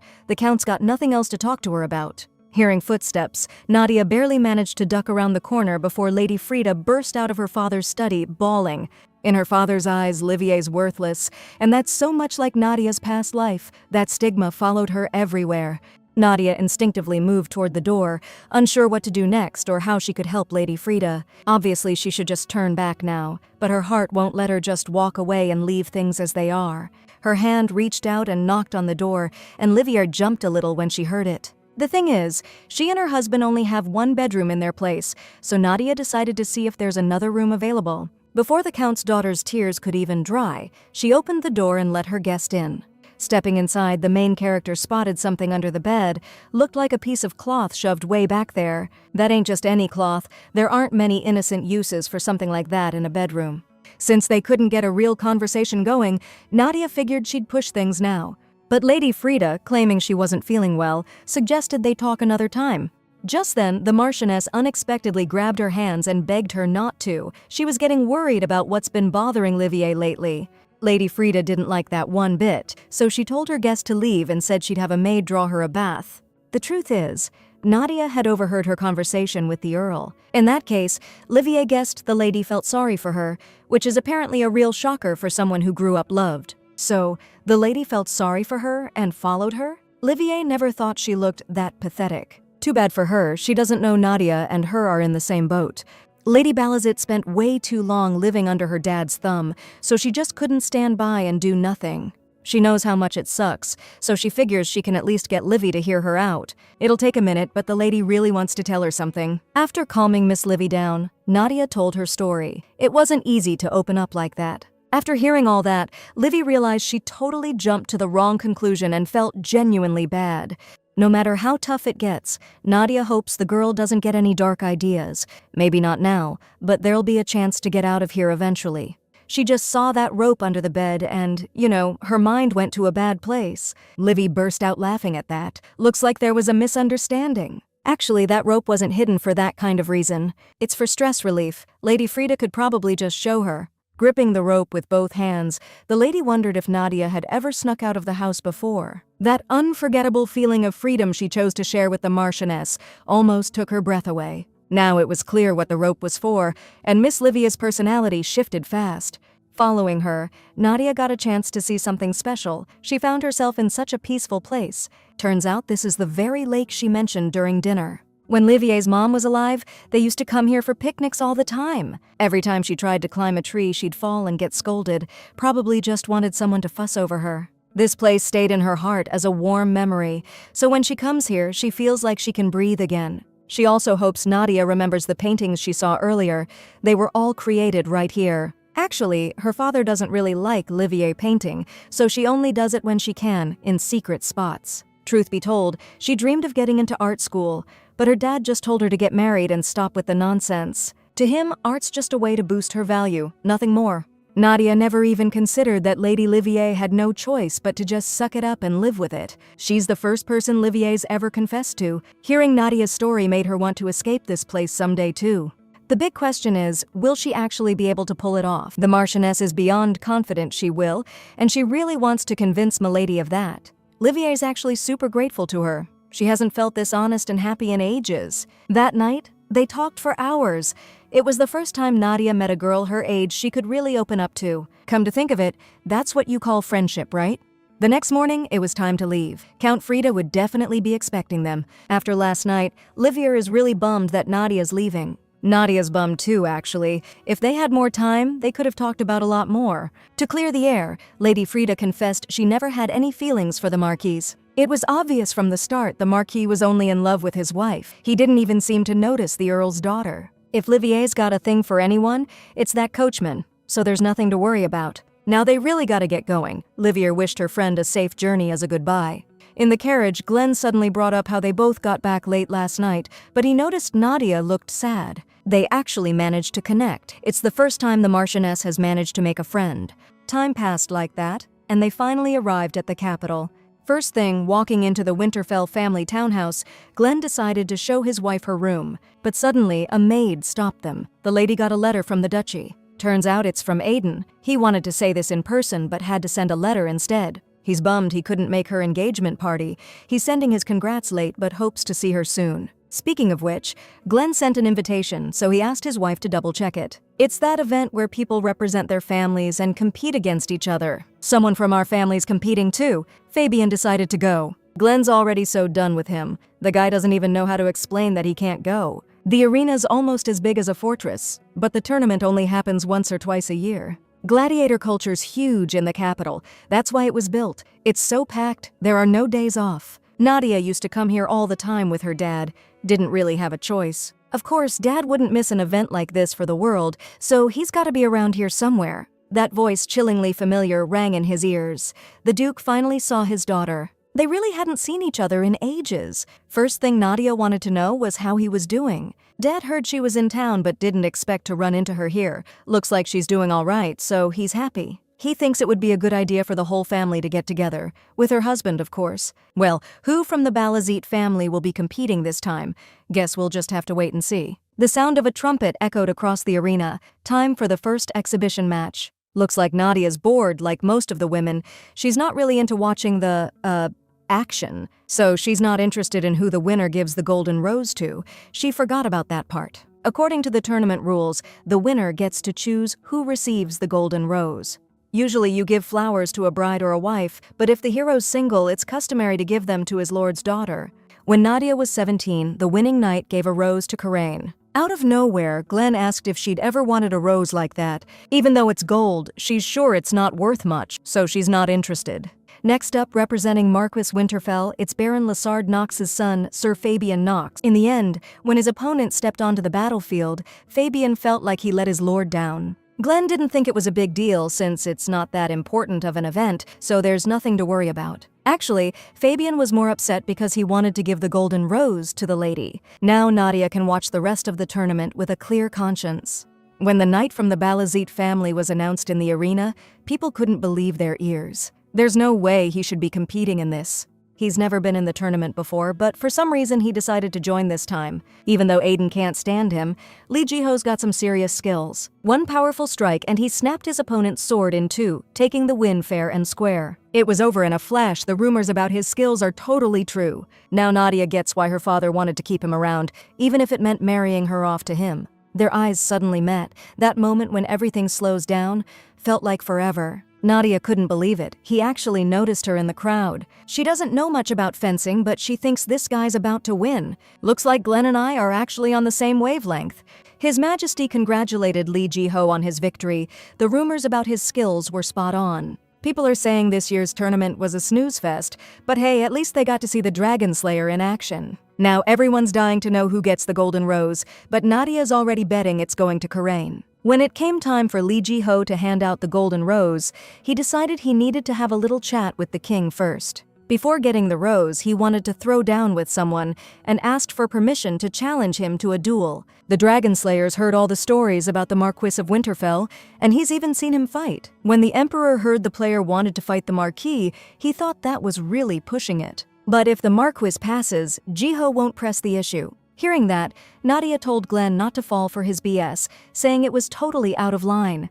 The Marquis's mood soured the second he laid eyes on him. He keeps staring Nadia's way, and Glenn doesn't know what he's up to, but he doesn't like this guy one bit. No way Marquis Winterfell could back down from that challenge. He's in for the duel. Since Ji-ho threw down the gauntlet, it's only fair the Marquis gets to pick the date. Guess the Dragon Slayer's wiped after the tournament. Glenn's being a sport, giving him a day to recover. But undefeated Lee Ji-ho's ready to rumble right now. Nadia's freaking out that they're really going through with this duel. She's like, what is even happening? This has gone way too far, but there's no turning back now. First thing Nadia did was tell her husband not to get hurt, and even though it's just superstition, there's this belief that if you take something from your wife, you'll have good luck. Glenn's super grateful, but he's sure there's nothing to worry about. Victory's a lock. Everyone and their mother wants to see this duel. It's the showdown of the century. Everyone's betting on Lee Ji-ho, no doubt, but Marquis Winterfell's no pushover either.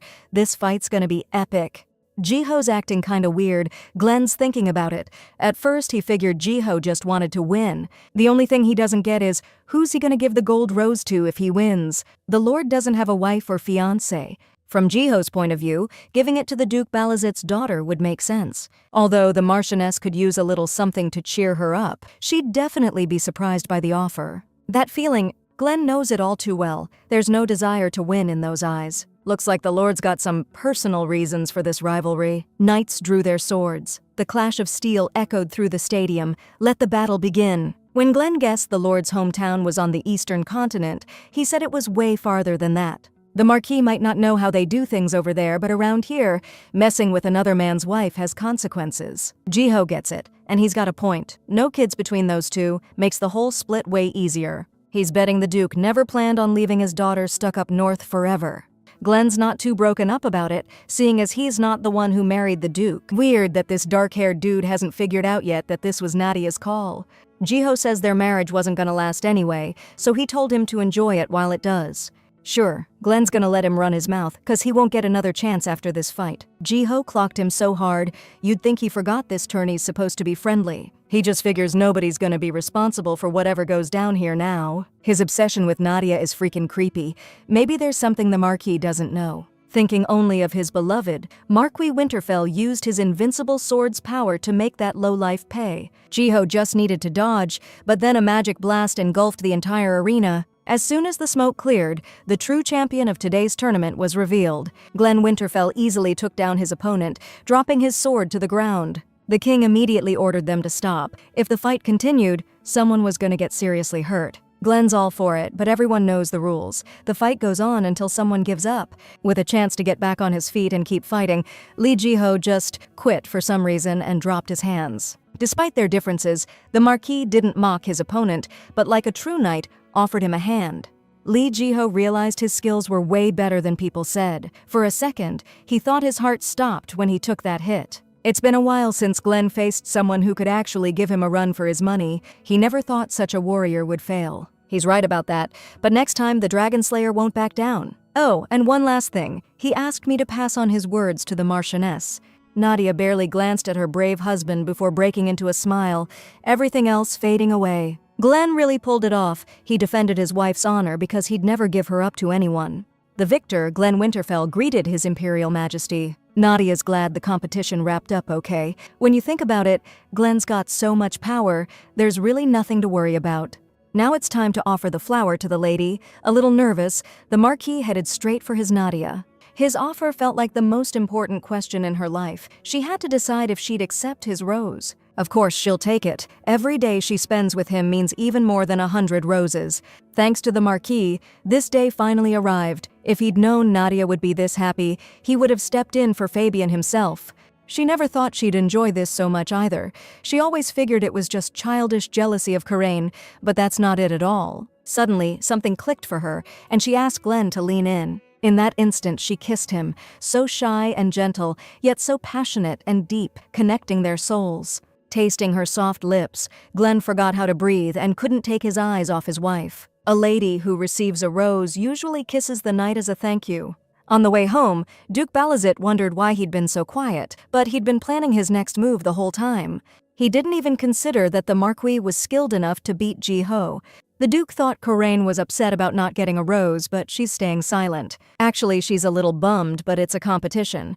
If Ji-ho gets punished, it means the duchy is worried about losing. Her father's surprised by her words. She's thinking on a much deeper level now. But it's not that surprising. Karain's his daughter, just like her sister. Does the Duke really think we should waste a dinner on Nadia this weekend? Even after getting back home, Karain couldn't figure out why Dad thought so highly of her sister. If anything, things have been way better since she took off to the north. Come to think of it, it's kinda weird. Winterfell's been rolling in it since Nadia went there. It made Karain think, what if she's behind the cure for the plague and everything happening on the continent of Reyna? But the maids convinced Nadia's practically a servant. She couldn't handle even half the work. Still, after she left, you can only imagine what Dad would think if he knew things were going so well over there. It's still weird how he treats her. Maybe this dinner thing is about trying to bail her out of something. If I play my cards right, this could be the perfect chance to get Sis out of Dad's hair for good. Soon after the tournament in the capital, Nadia finally got another letter from their father. He wrote that he was bummed their meeting during the tournament was so short, so he suggested grabbing lunch together. Their families don't exactly hang out much, but before deciding, she asked Glenn what he thought. He'd actually been thinking about lunch ever since they got to the capital. The Duke's daughter decided to accept the invitation. Besides, she's got something to say to him. Her dad thinks she's some kind of mole planted up north, so she's gonna use this chance to clear things up. That made Glenn realize she'd been digging into Winterfell's inner workings to avoid raising any red flags. Truth is, Nadia's gonna play dumb about everything. She's just saying this so there aren't any misunderstandings. Basically, Glenn shouldn't think she's a secret agent, even if she ends up alone with the Duke. The main thing is, the Marquise trusts her, and since they got invited, it's time to pick out a dress. While Nadia was choosing an outfit to meet her father, she suddenly spotted a lizard's tail. Furious, she shoved aside the dresses and found Noah there. She still didn't get what he was doing. Almost immediately, the girl declared that no matter how surprised her husband was, you just don't yell at a kid. But according to Glenn, he'd been tagging along the whole time. You can't do anything else if Noah's doing the exact opposite of what he should. When you think about it, Noah's still a baby, not even a year old. He did it because he's super curious. Either way, the Marquis wasn't so sure this dragon was just a child.